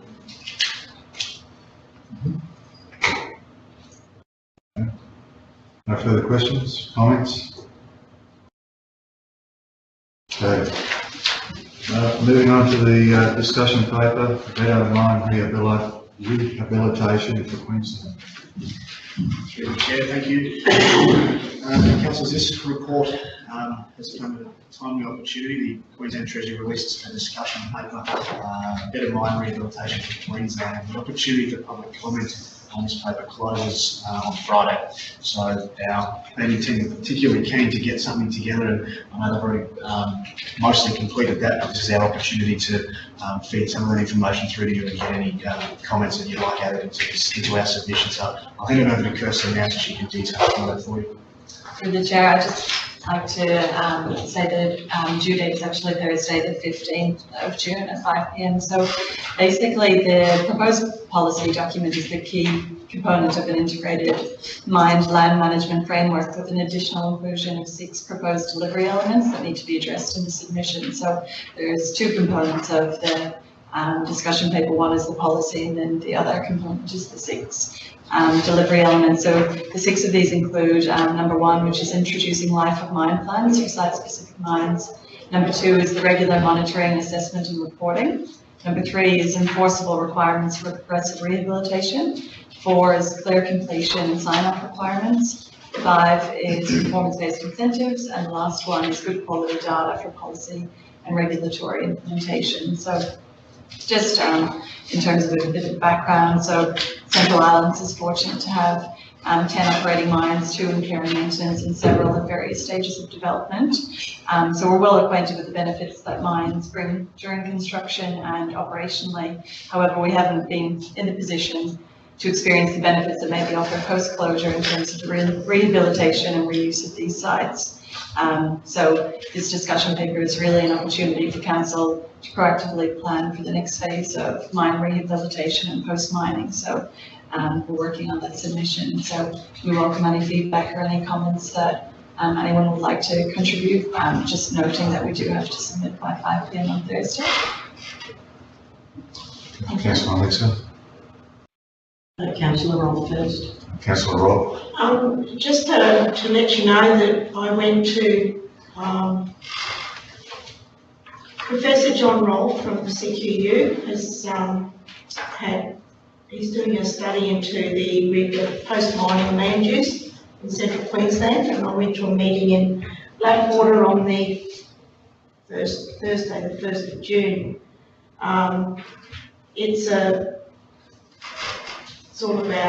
It was the 3rd meeting of the group. I was unable to go to the other ones, but the overview of rehabilitation of mines, and we went through a process of what would we do as landholders and whatever, taking over a rehabilitated mine site, and it raised a lot of issues around water management, voids, slope, vegetation, contamination issues ongoing, 20 years on or sort of thing. So, Tanya, I just wonder about, why they're doing this sort of rehabilitation process and research on it, and QTC or whoever it is, the government, has brought out a paper on it. So where's the connection between, because Professor John didn't say anything about putting in submissions to the state government for this one. So I just wonder where it's all at, really. And Councillor Rolfe, is that separate to the CQ Mines Rehabilitation Group that they've been getting together for a number of years? No, this is Morish. I can't. She's the growing CQ. She's been coordinating. Chloe Morish, that would be. Yeah, Chloe Morish, So it but seems like there's a couple of things that have been yes, separate to this. separate to this. Through the chair, just to clarify, this discussion paper, the Better Mines Rehabilitation paper, has come out of that QTC review. So this is one of a series of papers that are going to be released for submission. So this paper. Just through the chair, So we can only respond for what we know, can't we? I mean, yeah, the other stuff that's happening is probably in Silverby, and I don't know why or who, but if the university is doing it, I'm sure someone's paying them to do it. So, Well, Paul, you told me to go to it. I think someone's probably paying them to gather that information. And again, that's probably to do exactly what we're saying it here, is that someday, the government's going to come out with a white paper or green paper. My understanding is that the government wants us to give them some understanding of what our needs are, what our requirements would be in this, moving the legislative arrangements forward. So I think that's all we know, and probably what we need to deal with. They did have some limitations or separations between mining that happens at Gemfields and what happens at coal mines. Well, this is only a big thing, isn't it? It's only big mines. Yeah. And quarries? No. Councillor Nixon. I don't know what you sort of put in there from us, but it's just water quality, isn't it, really? Yeah. And they're rehabilitated for maximum, best things. And you've covered that, I don't know. Probably not, I don't know. just the concern that I had through the chair was just that, are we going to be responsible for any of this? Like the rehabilitation, is any of the costing going to come back onto us if they don't do it, or have we got to supervise that it's done? I'm just a bit wary of. We're not the regulator. No, I'm just wondering why it's come back to us to. Well, I think we're a key stakeholder, so through the chair, it would have been probably last year sometime, I think, we met with BMA and they talked about their closure plans for Crinum. And we know that the State Centre for Processing Mining Applications is here in Emerald. And obviously BMA are working closely with the state government because this is new territory where the mining boom back in the 70s and now it's about rehab and closure plans. So it's new territory, and the offer from BMA was that they want to work cooperatively with state government to get it right. They want to work cooperatively with local government, and this is a great opportunity for our planning team to be involved on the front foot about the types of things that are important to local government.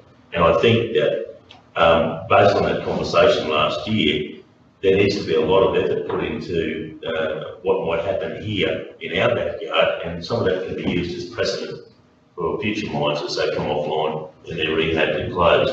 I think it's a space we need to get involved in and see where it goes. So the comment before about what's known, I suppose this is an opportunity here to say something.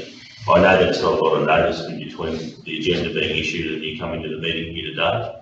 And there's not much time before we have to have a submission in. But if you do have any input, we'll certainly package that up and we'll continue to keep council and the committee informed on where this goes.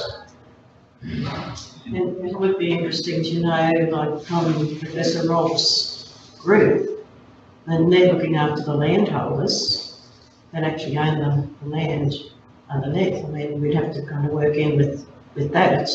We're not going to own the land, we're only going to rate it. You know, the landholder or the landowner will be the one that we need to look after, won't we? So that it's suitable for reuse. It's more, I think our role, and I'm in territory I'm not comfortable with, but I think our role is we might provide some advice or contribute to some conditions that we'd like to see a closure plan include. And I think there's an opportunity through this process and through that conversation I mentioned with state government and DMA for us to be involved. We've been invited as a part of that, so we need to be in that space, even though I don't think it concerns us to a great deal, because we're not the regulator. But it's in our area, we've got stewardship responsibilities, we're concerned for the environment and the future prosperity of the region. We probably want to have some say or input in a couple of conditions. Through you, Mr. Chair, just to add to that, there's certainly no compulsion for CHRC to provide a submission, but as Scott rightly points out, it is in our best interest to identify some of those impacts that have historically caused adverse issues for our area, and that we can then forward plan that into hopefully what they'll take on as potentially new legislation moving forward. So. Oh, I agree, it needs to be rehabilitated, so that someone can use that later on. I just wonder, so it doesn't backfire on us if we've got to actually supervise it or pay for it or something. Through the chair, also just to clarify one thing, the particular focus is the Life of Mines plan, which is element number one that we're providing the most feedback on. So that's where we can engage properly with the mines during the rehabilitation stage, because the land use designation might change post completion of the mine. So we want to make sure that the community are brought on side during the consultation for that Life of Mine plan. So there are some areas in the discussion paper where it's been identified that the community aren't really being the focus of those plans. So that's something that we're definitely going to make a point of in the submission. So there are key areas for each of the elements, I guess, focus points where they are asking for discussion points. So a lot of them we can't answer to because we're not a mining company or a stakeholder, but we can do what we can to advocate for council and the community in terms of how these elements will be put into practice. Yeah, just one final point there. I think the important thing is that in part of the old mines don't have the same rehabilitation regulation as the new mines, and I think there's a community perception, and this is one of the things that came out too. It's a community perception now is that all mines are going to be rehabilitated to the level that the newer mines are being, such as Ralston Coal, whereas they just don't have that regulation. So there's quite I suppose there's quite a few issues, and really. Just one final thing. I mean, I understand that I don't know what we can do much on site, but hopefully I was just wondering whether there was an opportunity to put in a bit of an addendum type issue, and that is about as these mines close, we end up with road maintenance and some of them significant roads. When you look at those around Thierry and going back to Capella, and at the moment we have agreements with the mining companies to pay all or most of it. We've just seen Gregory Crinum sort of shut, but we've also got an existing mine there at the moment that picks up a bit of that road as well. So it doesn't matter where we go, there are assets that we've built around those mines and in the road closure arrangements. I just think what we should flag is that, the issue that council, local governments are really be concerned about those things that are, cut and rating, because we rate mines pretty heavily, assets that are attached to the mine and mine operation, that means getting their people and their goods and services to their mine, and they're going to become the asset of our organisations. And there's a fairly substantial financial hit there, which needs somehow to be incorporated into closure of mines arrangements. So I think looking at that strategic issue, even though we're not just, I don't have a view of whether the void's good or bad, whether it's left full of water or empty, or should be filled in. I I don't understand that. I think that's what Professor Rolfe and others are doing. But I do understand what local government's about, what we're talking about, and that is that we have got some huge infrastructure exposures that at the moment are co-funded, co-supported, we need to make sure that we're protecting that, and we have also a very strong influence on our rate base. We're not seeing numbers, it's a significant amount of money on our rate base that attached to mining and mining companies. So when it comes to closures, there are those aspects that I think we should just flag, even though probably not part of this total discussion, so that people in George Ditch continue to be aware of those. That's actually In there as well? Yeah, rehabilitation may include retaining built infrastructure such as roads, dams and buildings that will have ongoing huge exposure.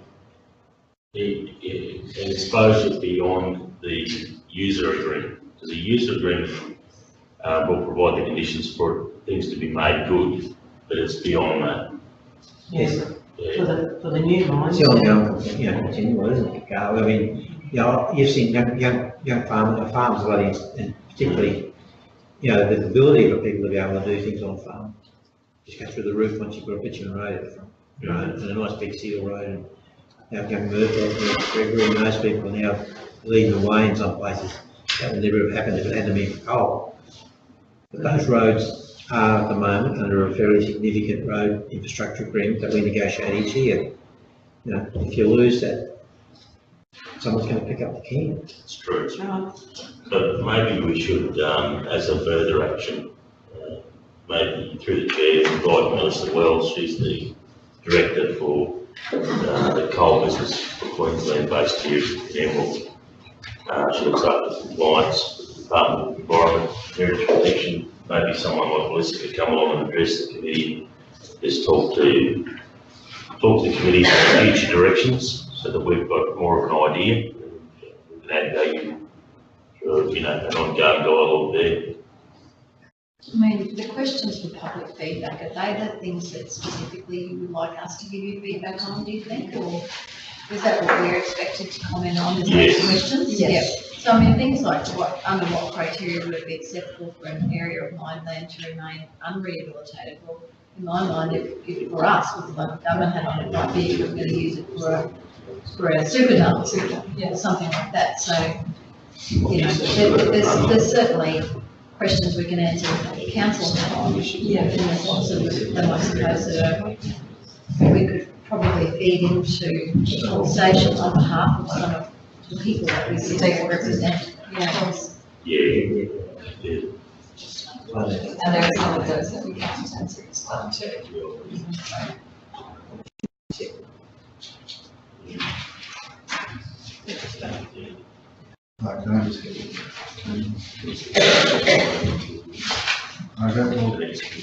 Any further comments?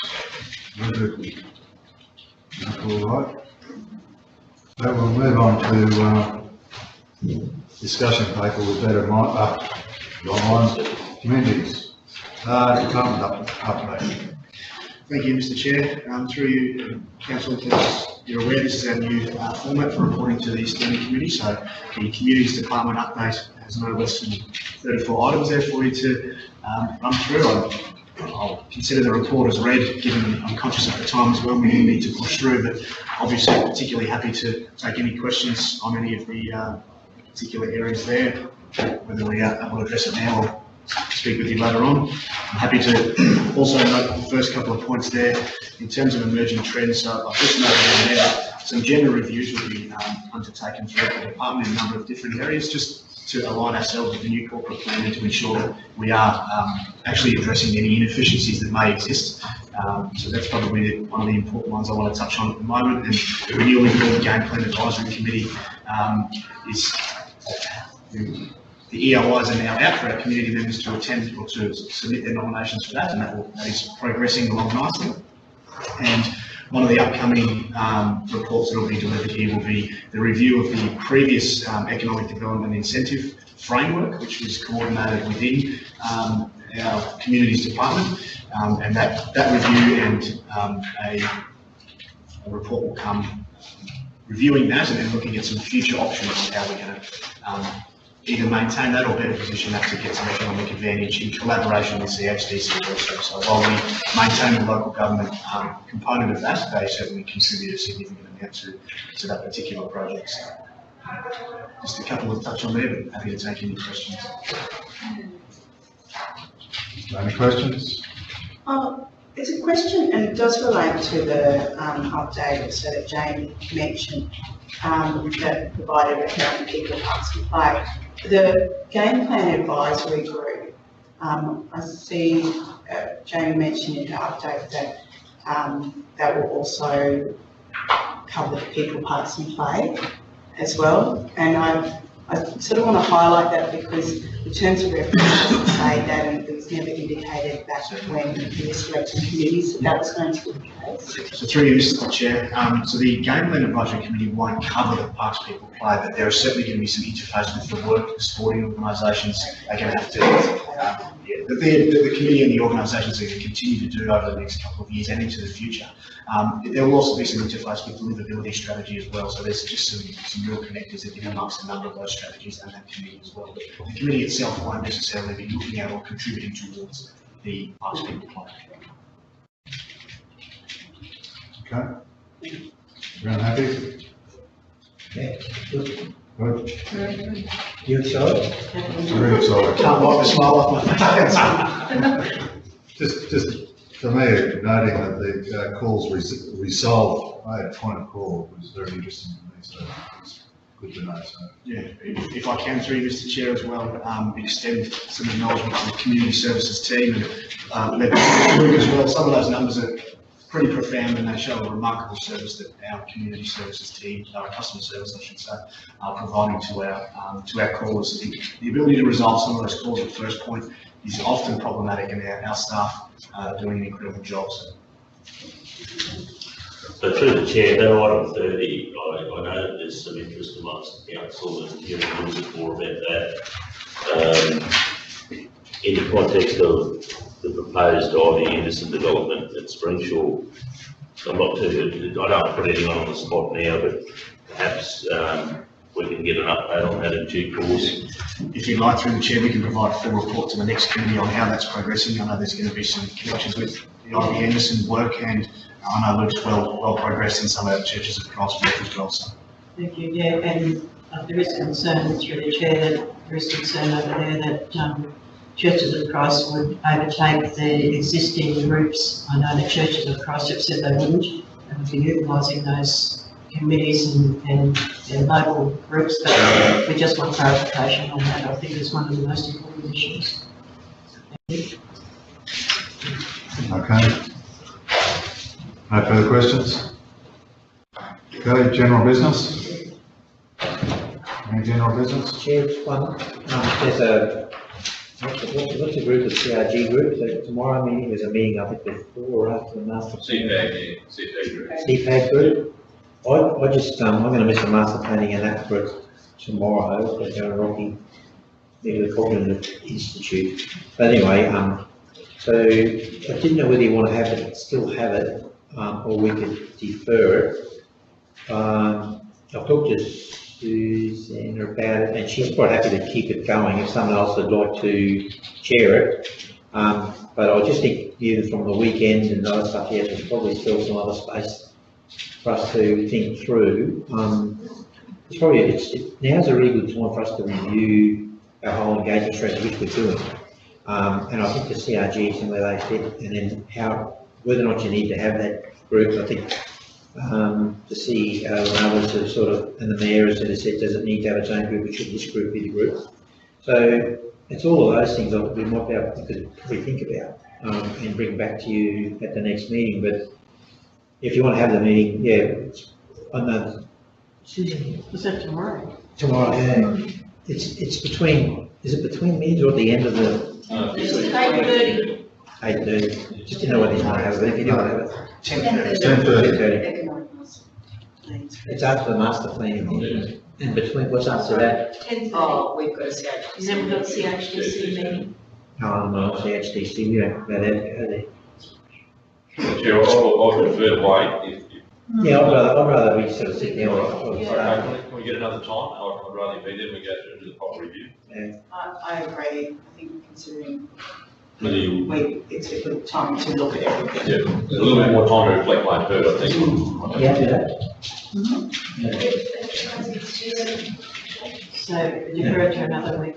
so just for clarity through the chair, you're suggesting that CPAG review the future of CPAG, or Yeah. are you suggesting that the communities committee review the future of CPAG? We'll come back with some options, I think, I think there's some fresh thinking about that at the moment, so maybe if, like Daniel and Suzanne and yourselves can all have a think about it, because there's been comments made, but no one's ever taken it forward and sort of said, well, what's that comment mean if we looked at it critically? And I think that includes some thinking at the moment about how we actually, even though we're getting this and strengthening some of the CPAG stuff, or the community advisory group stuff, what are we really doing about the rural region stuff? And the mayor and I talked about that, the few dirt roads around the last trip between Carnarvon, Springshaw, Orion and everything else. And then how do you link that into this whole community engagement, this whole structure of getting feedback to council and how it works, whatever else. So just a bit more, now's not a bad time to have a look at all that. Now we've got new staff, new faces, and a bit of a new structure. Sounds good. So you get yourself like an hour and a half back tomorrow. So, yeah, we'll make a note in the general business there, and essentially the recommendation will come back from the community planning advisory group regarding council's engagement model or engagement strategy.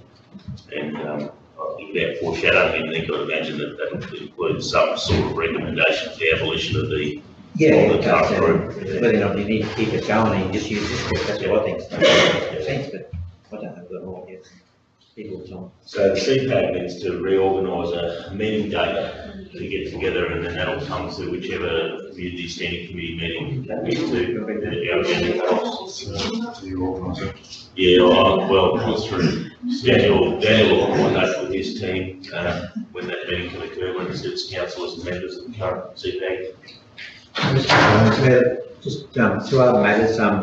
One was at Blackpool the other day, we did a representation to a few councillors from Linda in regards to the museum. I think she's, I've got another letter from her in that regard. Just not too sure how we should deal with that. Do you just want us to, do we give it to you, Daniel, or how do we deal with it and see what we come back with? So Linda Hoff has a lot of family historical stuff on her father's plate, and would like it embedded into some bit of infrastructure in the community in Blackwater, which would then become some sort of tourist hotspot. Mr. Mayor, you've talked to her before. Yeah, through the chair, I had a quick chat to her, and I think Peter Grigg went in and had a look at the collection to sort of just verify the veracity of it, I suppose, and the value, I suppose. There's a bit of an assessment from a tourism perspective. I think she's got she'd like to see a Blackwater regional, museum of some sort, so that's probably a step further, yeah. So that's probably fits nicely into a couple of parts of your portfolio, so we need to sort of just progress if we can. Bring a report back to the next community standing committee to have a look at it at the request. That's no problem. You said you had one further matter. Just in regards to the skate park, we had a little meeting here, and I can just say how successful it was to be able to get get hold of young people sitting in a council chamber or this public, the people's space, I suppose. And we've got lots of these around the Highlands, a lot of boardrooms like this. But anyway, it was very, very helpful. I want to thank Daniel for his input and for being with us and staying with us as late as he did, and some of the staff that helped us with the presentation. But can I just say they were a very, very positive group, very focused on working around the region, not just here. I see they're linked into Gracemere, I think it was, or somewhere else. I just follow them now on their Facebook site. But really wanted to do something around the region with all of the skate parks, and that is a bit about it's about the way in which young people behave. It's a bit about the way in which young people own and are able to respond to looking after their own environment in that area. And the other thing is about the enjoyment of of those facilities for young people too, and make sure their infrastructure is so raised that these young group, although not incorporated, have taken up a petition, of which I've got a copy here, which I'd like to give to the committee, where they've been sitting at in our facility, in some other people's facilities, taking petitions, taking signatures from petitioners or public, just general public working through, people making comment in regards to the skate park. It's been, you know, it's a landmark in the town.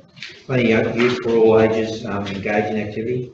There's some adults with this group as well, so they do participate and they agree to that. So there's a whole lot of comments that have come through the community, but I think it's a space that has had a bad name and can get a bad name for activities that sometimes people think are, you know, that are certainly illegal or unlawful, and certainly antisocial. These kids are really getting a positive experience, not just doing it at the facility, but going into our shopping centres and talking to people about it face to face. I'm a young person, I use this facility, what do you think about it? Give us your signature whether you like it or you don't like it. And they raised about $600 or $700 out of a bit of fundraising, selling a few raffle tickets, skateboards, and doing a few things. So great positivity, and we've got lots of these little types of positivities everywhere in our communities. But I just want to make mention of it, just record that we have a petitioner here. There's 163 signatories so far. They've got to the petition, and they got that, and I just want to table it to say that this is not a petition of whinge. This is a petition of saying, you know, how happy they are to have a bloody good facility, how happy they are to sell it to our community, and you know, they're pretty excited about its prospects if we can get that real volume from those kids that are positive about the facility. So table that and give that to you, Mr. Chair. Okay. We have a formal handshake. Through you, Mr. Chair, I might just add a couple more comments. Thank you, Councillor Bell. You only just beat me to informing the committee about this particular group. They've named themselves Varial. I forget exactly what it is, but it's a particular skateboard trip. 180 in the year or something. Yeah, 180 in the year. And they're setting quite an interesting pace in terms of their ability to engage and work collaboratively within their own little group there. And at that meeting, Councillor Bell and Councillor Daniels were present, and I made a commitment to that group that we would support them in the ongoing enhancement of not only the physical but the social environment around the skate park area here in Emerald. So we're working together with them, and both Suzanne and Josh will progress that in the next couple of weeks around doing an audit of the skate park and looking at potential opportunities to enhance the physical infrastructure in the short term, and then they're going to coordinate some events around enhancing the social infrastructure, the social environment more generally. So, great example of sort of a community working very closely with the local governments. Thank you. Okay, no further general business. Move on to corporate services with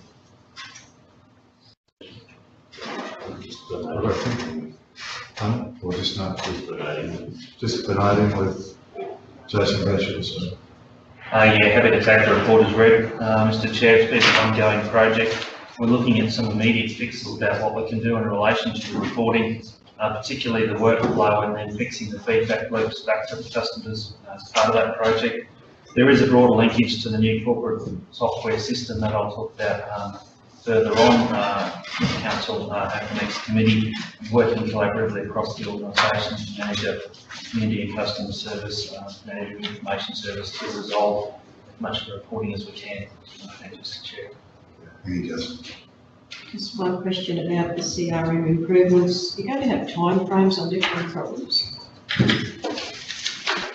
Is that in our previous report, Councillor? No, it's going to go down. Oh, this one here.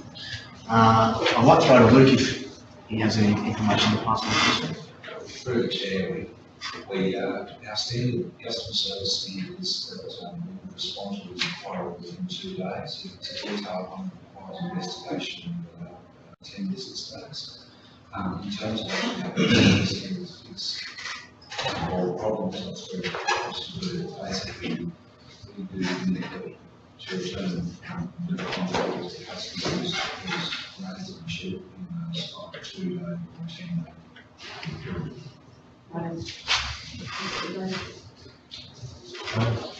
Thank you, Lou. No further business? Meeting closed. Thank you, Charles.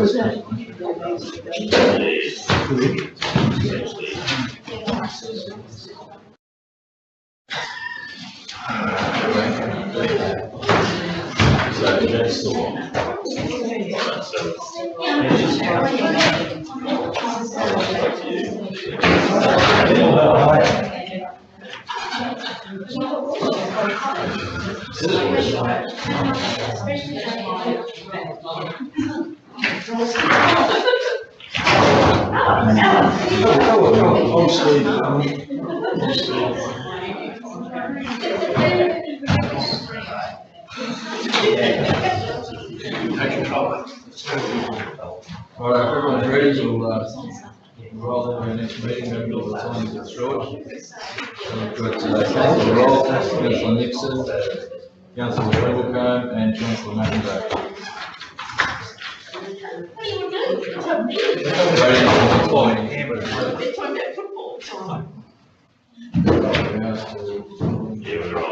Still live streaming, they can see us now. So welcome everybody. We've got any apologies? Is there any leaves of absence before us? No. Confirmation of minutes of our previous meeting. I move. Move Councillor Nixon, second Councillor McIntyre, thank you. All those in favour?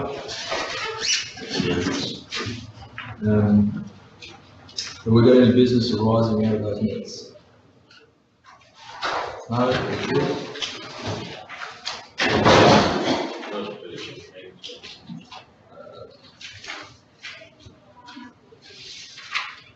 We got anything out of the outstanding meeting actions? No, good. No petitions, Mr. CEO? No, Mr. Chairman. We'll roll straight into infrastructure and utilities. Introduced by Gerard. For the Chair Council, I've got 4 items on the agenda. First one is a agreement that or partnership deal we've reached with Central Queensland Uni last year to put on certificate courses for water industry operators. There's opportunities to attract guarantee funding under the available funding programs that's out there. I'm not actually sure which one of these, but there's a potential ability to attract funding. We're also seeking to get Australia Skills Quality Authority registration for CQU to deliver these qualifications. The process is set out there. It could take up to 3 to 6 months. A couple of issues still need to be clarified, including funding arrangements and costings, and whether other councils through CQ ROC would be involved. Examples listed there: upskilling, gap training, etc. the business case, it's gone to the Dean and Vice Chancellor, and if all goes well, we'll be seeking to see if we can get this program up and running in February next year. And we'll keep you updated on progress. It's a project that's been delivered through HR as well as obviously with Peter Banning and Old Water. So just through the chair there, like the recruitment of trainees and skill-based trainees, are we going to advertise this later in the year towards end of school time, because it's a great opportunity for some of our local kids then? And have we got any unskilled employees with no qualifications? Because this is an area where we can't get anyone. Are we trying to upskill our own? Are we trying to get other people in to upskill? Are we going to offer that to our other employees who may like to change jobs? Yeah, the answer is yes, through the chair. The idea is to recognise the skills of our existing employees where we can. It started out as an opportunity to try and recruit entry-level participants into the workforce into those fields of water and wastewater where there isn't a national shortage. As important as that is, it's equally important to recognise people that have been diligently working in those vocations for a number of years and provide an opportunity for them to have those skills formally recognised through these sorts of vocations. Do they get any incentive then, like do they get a pay rise or run up to another level or? Not necessarily through the chair again. It's more important that our support can be shown through being making time available, providing other support to help them obtain those formal qualifications. After that occurs, that they become more employable themselves. So that's certainly been through that process, as do we as the employer, to then have more people holding those different qualifications.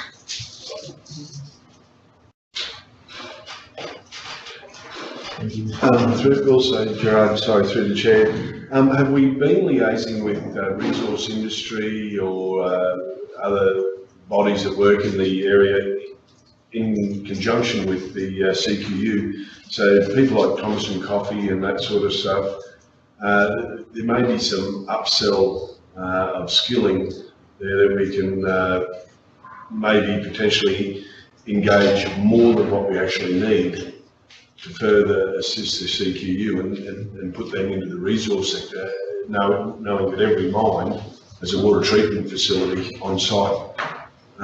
So we may be able to work collaboratively, that we work together to further enhance the CQU's potential as well as our own potential.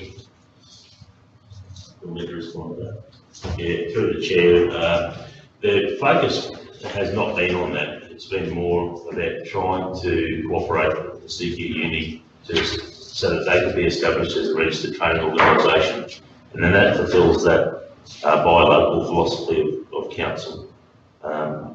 Instead of having a training organisation come from the outside, if we can establish something with the uni, then we can work with them over the coming years. It's also important to make sure that we've got the requisite skills within the workforce to support those entry-level participants or trainees throughout the week as they're doing their normal work. So the focus hasn't been on helping develop the university's business further in this case. However, I think that's a natural progression, and I do wear another hat in that I sit on the CQ Uni Engagement Committee, and I'll be more than happy to take forward that suggestion through that process. But council's really been focused on trying to foster that relationship so that we can attract more young people, have them trained in that water and wastewater area.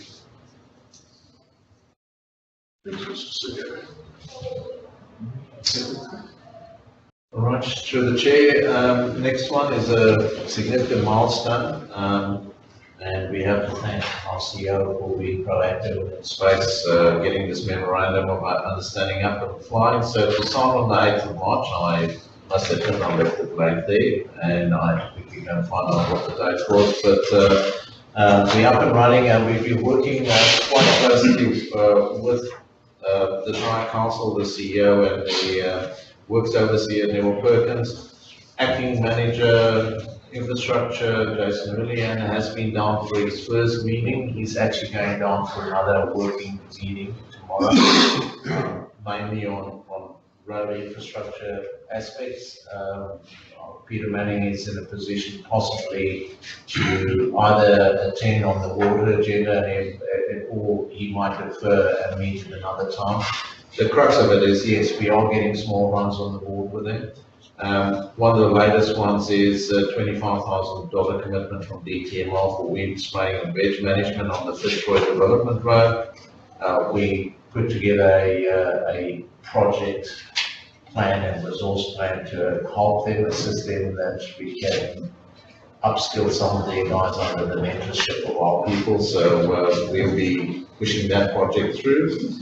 Another one that's been picked up is we would second a workshop in Paddington to Warabenda as well, to do both the assessment of condition of existing plant, but also provide some basic daily pre-start checks and care maintenance training to the existing operators that they have. There's obviously a lot more work to happen in that space because of the fact that they are short on operators, and identifying suitable candidates is probably going to be a big challenge for possible training and development into more operator roles that we can start utilizing them in joint ventures on our roads, maintenance, grading, etc. I think it's got a big enough selling points. Is there anything you want to add? Yeah, it's fine. And then over to Peter Manning, you attended that meeting on the tail end of the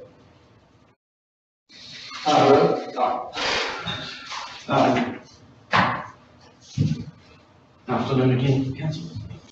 I guess we're trying to, as this next item says, we're exploring the idea of using that sort of QRAP process to work with Warabenda, if that's an appropriate way that we can provide assistance.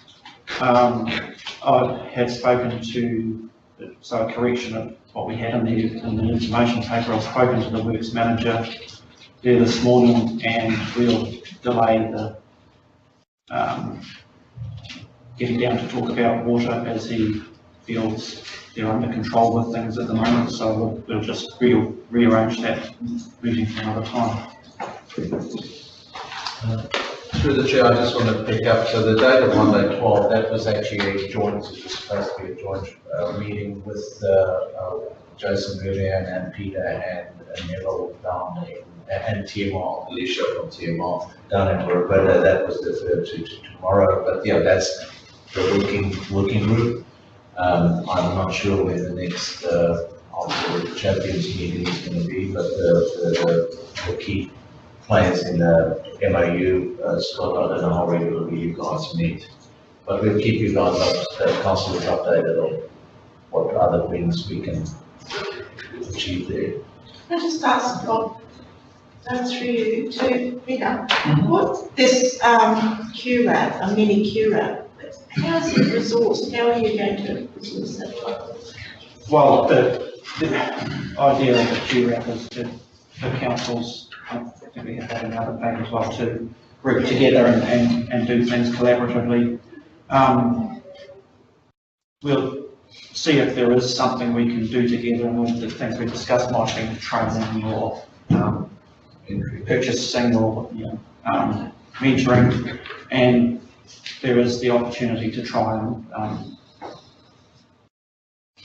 get some of that QRAP funding to assist in defraying some of the costs. Just in addition to what Peter said there through the chair, we've been, as a council, trying to get in on the QRAP action, but we're a bit late. We couldn't tic-tac on to what required with Sunday. Except the council, Sunday. And Isaac are doing in the water space. but they were too far advanced by the time we registered an interest in being part of it. It would have held them back too much. Most councils, or not most, but a lot of councils in Queensland certainly got involved in the QRAP process. It didn't mean you had to reform or make any drastic changes. It was just an opportunity to study what you were doing and where there was quick wins. And opportunities for reform are on the basis of an opt-in, opt-out basis. So if you had 6 or 7 councils collaborating together, an initiative might only be pursued by 4 of the group if it made sense to them. We desperately need to have a good look at our water and sewage businesses because of the tyranny of the geography and the complexities of managing all those individual schemes. And I'm really passionate about it, and I hope that we can get QRAP funding to work on it with some neighbouring councils. I think through registering that interest on an ongoing basis, the LGAQ have found a small amount of money for what they call a mini QRAP with Warrabinda. We've got a great relationship with the Warrabinda Aboriginal Shire Council, and we genuinely want to be good neighbours and help them where possible, and also learn from them. It's important that Aaron Hyatt, who's a representative through LGAQ, it's important for him to be involved in any of these meetings because he has access to the funding. So whatever we can land on as opportunities to explore that might result in some change that's of benefit to assist Warrabinda and possibly ourselves, that funding will support that. The most obvious one, which is an extension of what we talked about, the skill shortage in water and wastewater, is for trainees from Warrabinda to come and spend some time at plants within the Central Highlands and learn some of our processes, and that would help underpin the study that they've got to undertake to earn those qualifications. And I think that we can learn a lot from Warrabinda as well. So if we've got some entry-level people, we can send them down and they can learn about some of the challenges that they face in providing good quality water and sewage services in a small remote community.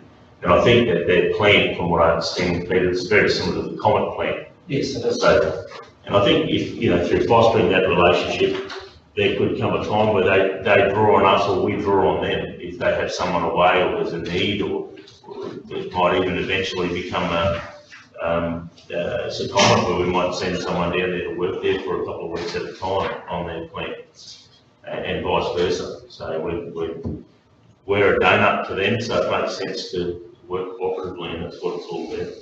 So that's the mini QRAP.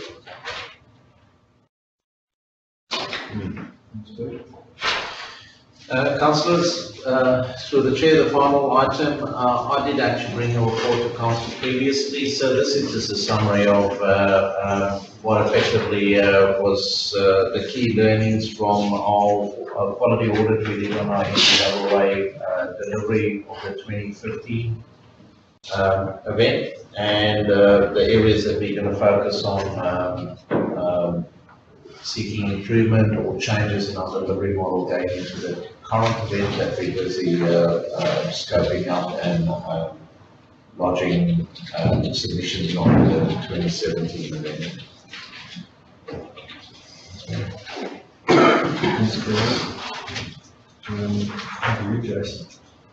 Thank you, Mr. Chair. Councillors, there are 16 items there, but I'd like to invite Sandy Schofield, Safety Coordinator, and Tanya Rouse, our Acting Manager of Organisational Development, just to sit down there in case we have any detailed questions. I won't talk to all 16 points, I'll pick out the highlights of those, and happy to take the report as read. In relation to item number 1, the fraud disclosure hotline that has been set up, we're in the process of finalising that now. We have a web page and I'm just finalising some information around, and that phone number is ready to go. It'll be switched on in the next couple of days, so that improves our transparency and reporting, but also the ability of the staff and extend that to the public to report issues and might see about our conduct. A lot of work was done in the background by the former Executive Manager Marianne. I want to recognise that and bring this project to fruition.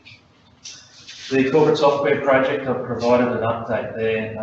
That's in response to the matter being raised at the recent audit committee, but also about giving the council an understanding of there had been delays, but the project's about to commence in full swing.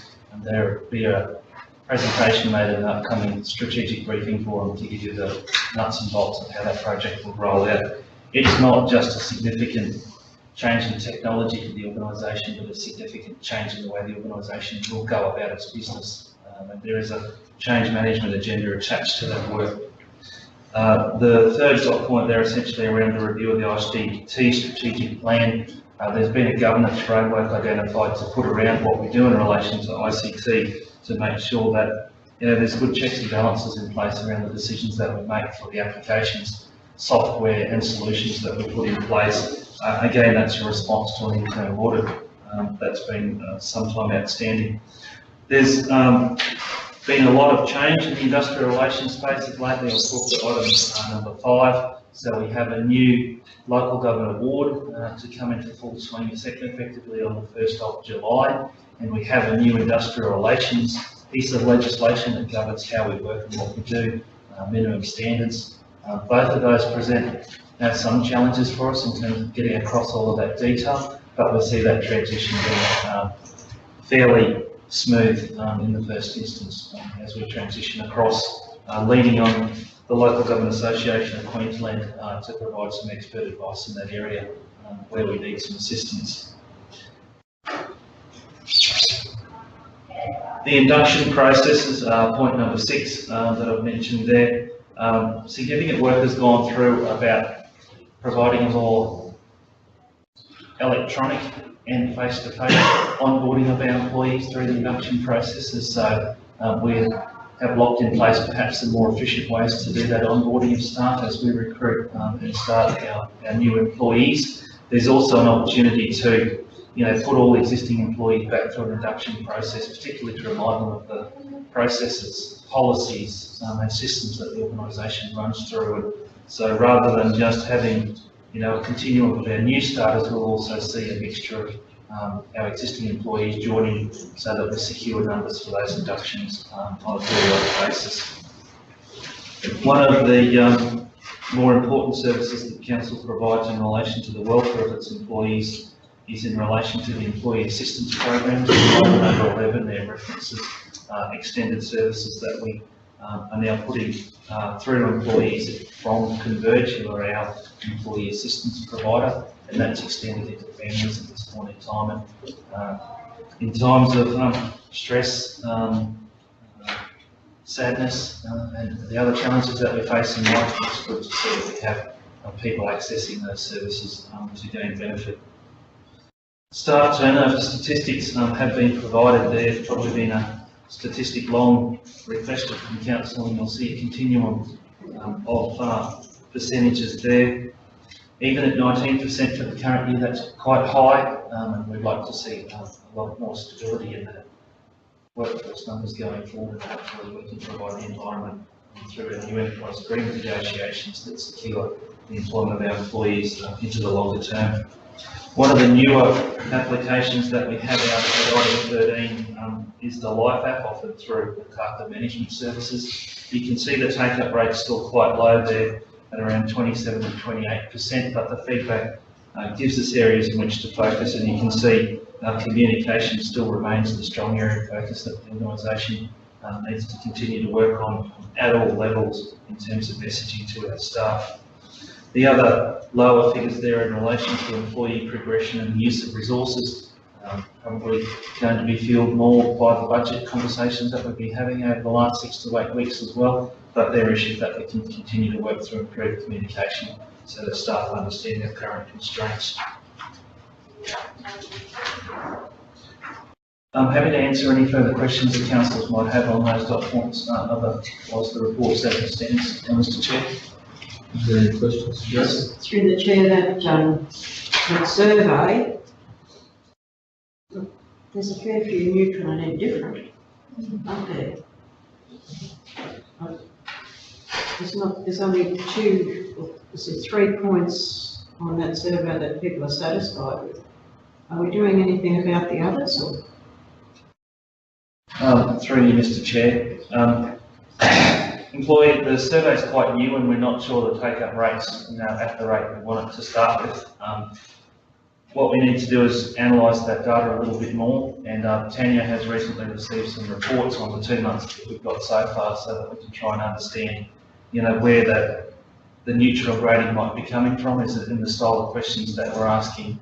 Is it in, particular areas where the respondents are coming from? So we need to understand the data a little bit more. I agree, the neutral and indifferent is concerning. I suppose the focused area at this point in time has been around, the unsatisfied elements of it, being, where our first point of focus would be. And as we get more data over the coming months, then we can sharpen how we deal with that across the whole of the organisation, across all the areas. And just through the chair, on that same issue, it's not the same survey we've used previously. Like we've had a couple of staff surveys previously. Why did we change? Well, to respond to that, if I can, through the chair. I think the survey we do every 2 years, we're still planning to do that around about September this year. But this is an innovative use of technology to try and get some real-time feedback on the sentiment and morale of our staff. And it's in an experimentation phase at the moment. So I think that I'd like to think that if this can work successfully, it could replace traditional survey methods, which are costly and clunky. And I think our workers get a little bit disappointed when it takes so long to hear back what the results are and what's going to be done. Whereas if this had a good take-up rate and you could rely on the credibility of it, it gives the opportunity, it gives management more of an opportunity to be nimble in how it responds to certain concerns. So it's an experimentation. It'll run in parallel with what we're already doing, and that staff survey will be released around about September at this stage. Could we get a look at that, please? The survey results from 2015. Yeah. Yeah, you've got it. I can, yeah, certainly. I can send you 2013 as well. Yeah, I know there was differences, but they weren't markedly so, were they? Quite similar, really. The big issues were around communication, perceptions around management, leadership. The challenge with the survey has been a lot of the questions are framed in the negative.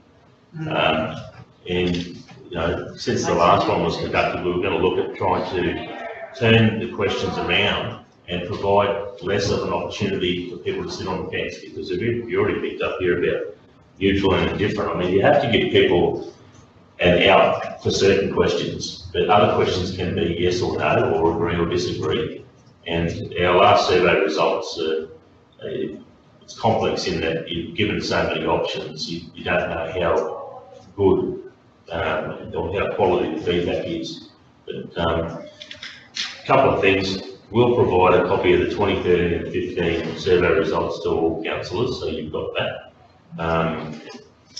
And hopefully we'll improve the questioning for the 2017 survey. And hopefully this trial works successfully or continues to work successfully. And I think it's great what the organisational development team are doing here and trying to tap into that instant feedback as opposed to that clunky method. The 28% uptake is not really that bad, because just don't do surveys. It's a start. Yeah. Just with the training, and I'm thinking machinery training, because the other day when loading a piece of equipment down at Ringwood, they couldn't find a backhoe operator, or forklift operator, sorry. How are we progressing with training of those teams there, so? At the moment, Paul's actually doing quite an in-depth analysis of each area and where they're lacking and where they're probably over-skilled, over-ticketed. So we're in the process of that at the moment. Obviously with the budget as well, we've got to keep a good eye on the budget, and we've got to have a really good look at infrastructure around who will be ticketed and how many we need and things like that. So there's a process around that at the moment, so hopefully we'll get some good results from what Paul's doing. We'll be able to roll out a good plan in the next financial year. There should be, according to us though, on that, there should be typically people in every area, every mission, so I'm not sure why there wasn't a thing. Yeah, it was just, it was to do with the,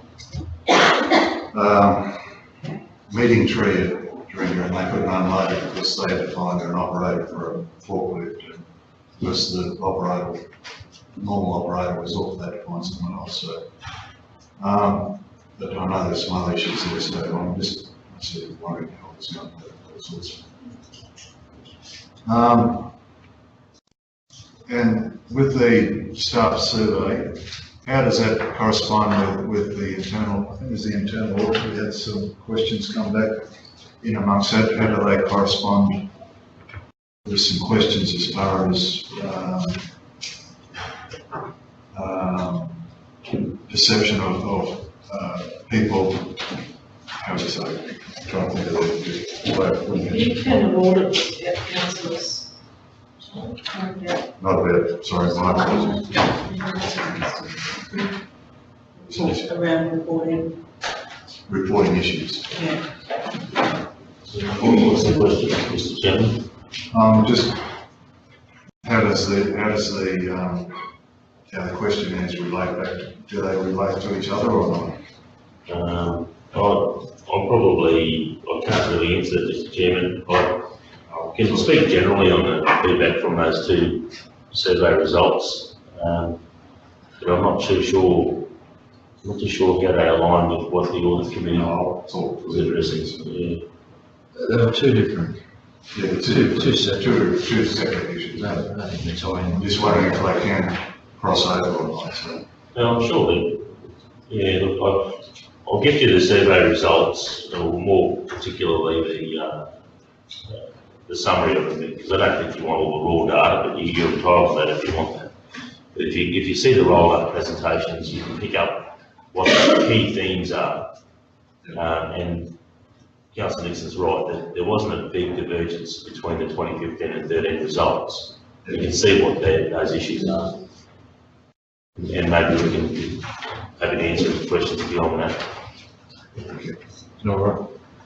Jason, you introduce. I can, thank you, Mr. Chair. Councillors, the next item, 10.2, the health monitoring report. The report really is providing for information to Council in relation to the health hazards associated with chemicals across all the business and the myriad of activities that we undertake as a local government. The coordinators prepared this report really as a basis of update. And Sandy, if you wouldn't mind just highlighting, the key areas that we're working on and the key chemicals over the immediate period, thanks. Good afternoon. So I won't go through the whole report, but I will just highlight where we're up to and some of the key points from that for you. We're particularly talking about health hazards, which are properties of chemicals that have a potential to cause adverse health effects. Exposure usually occurs through inhalation, skin contact or ingestion. Adverse health effects can be acute or chronic. And typical acute health effects include headaches, nausea, vomiting or skin corrosion, or chronic health effects include asthma, dermatitis and nerve damage. So that's what we're talking about when we're looking at the health hazards associated with hazardous substances. So councils engage the assistance of a professional occupational hygienist. The hygienist is competent in examining work practices and conditions to determine if hazardous chemicals present an immediate or long-term risk to health. The hygienist visited various council workplaces, including depots, treatment plants, workshops, parks and gardens and stores. They were on site last week and were able to actually access all the people that they had intended to speak with, so that was really good. They will prepare a detailed report and we're expecting that through by the end of June. The report will outline identified health hazards for our workers, look at similar exposure groups and the health hazards in each exposure group. They'll provide an occupational hygiene sampling plan in line with our legislative responsibilities. They'll provide recommendations for health surveillance and any additional controls that may be required.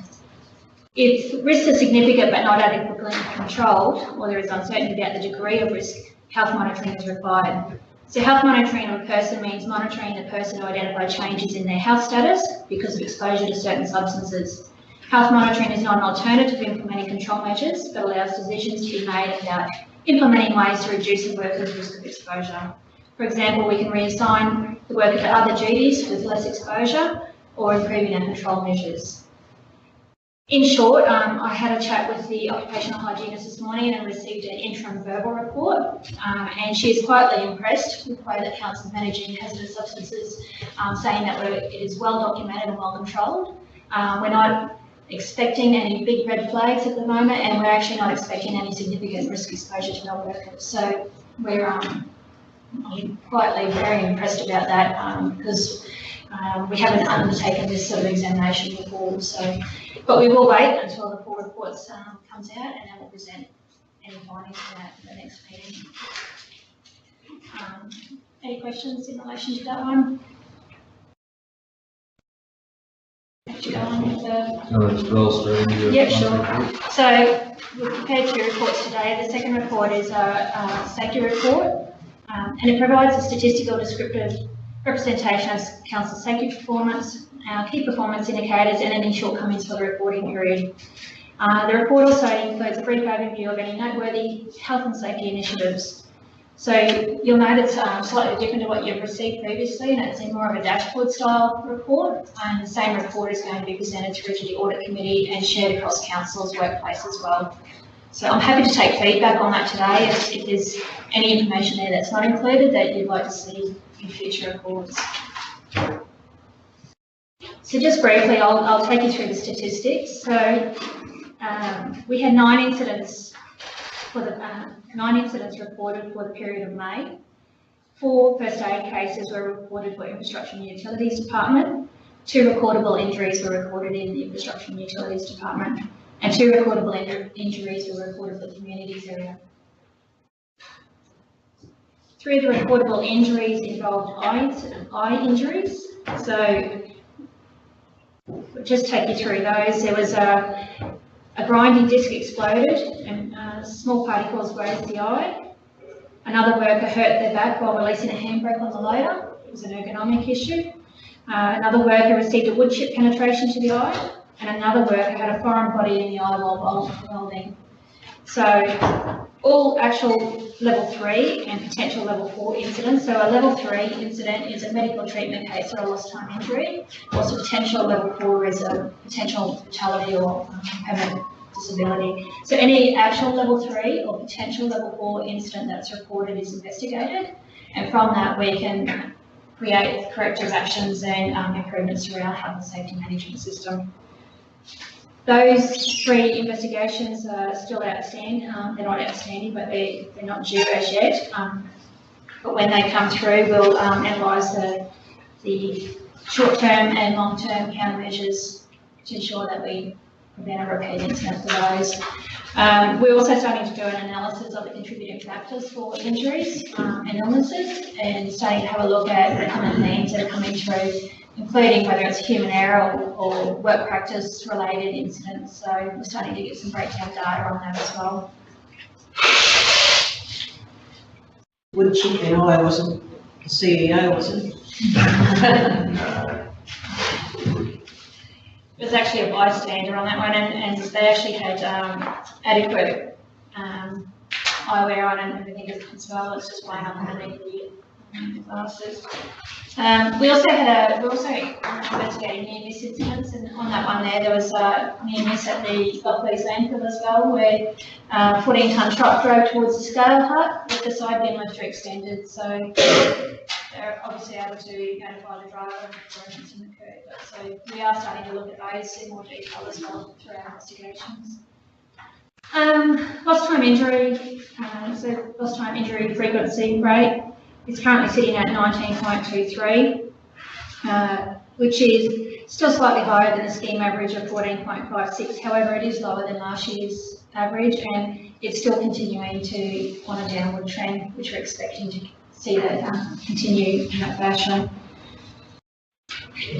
On this report, I've tried to provide you with some information around costs, direct costs related to the injuries, and our workers' compensation costs, just to give you a little bit of insight as to what injuries are costing the council. We've had 24 statutory claims submitted for workers' compensation financial year to date. We've currently got 10 open and active cases that we're managing. And as I said at the last meeting, those number of those are expected to close in the near future. Total workers' compensation incurred for the financial year is $311,705. 7 claims have exceeded the 30 days in duration and have contributed an overall cost of $213,764.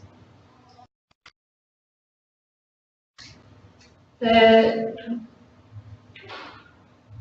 workers between the ages of 45 and 59 are still the highest category of injured persons.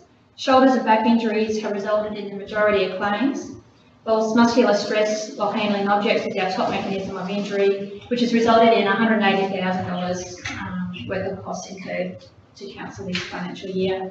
The average claim for each, the average cost for each claim is sitting at approximately $12,000 per worker. We have had claims up to $49,000, $50,000 per worker. So just give you a little bit of an idea where we're sitting at as far as cost. And that doesn't take into account any lost productivity or any indirectly related cost to the injury. Was there any questions in relation to the report or anything else you'd like to see?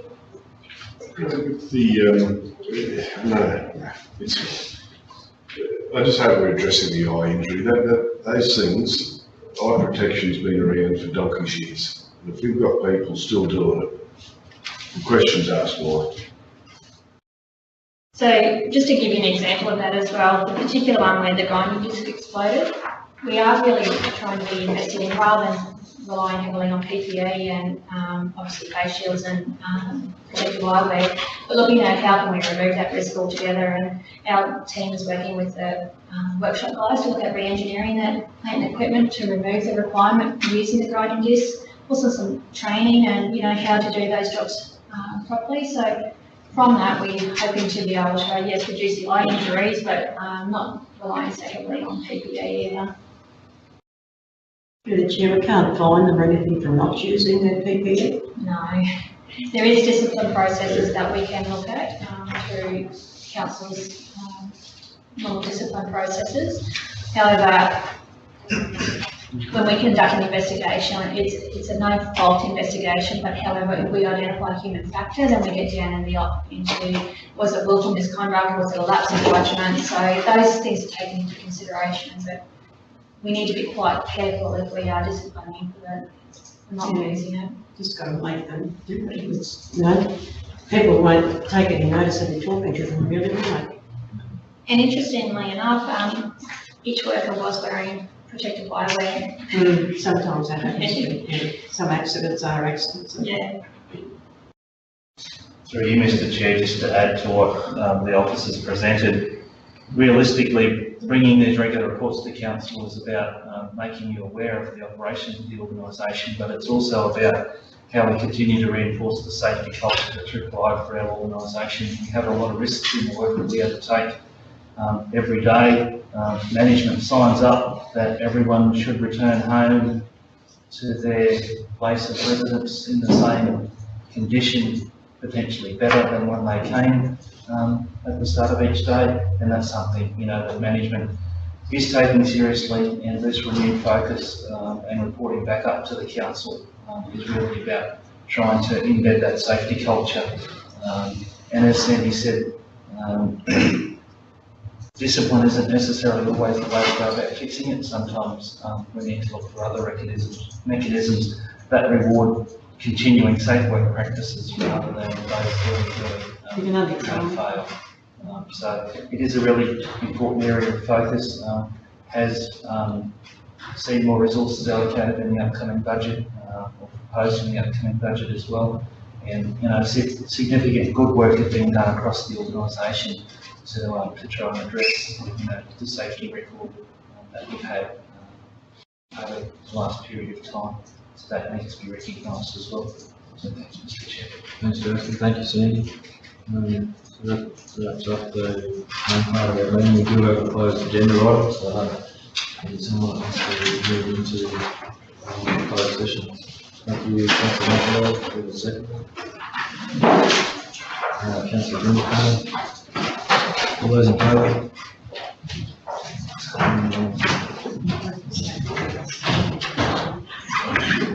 estimates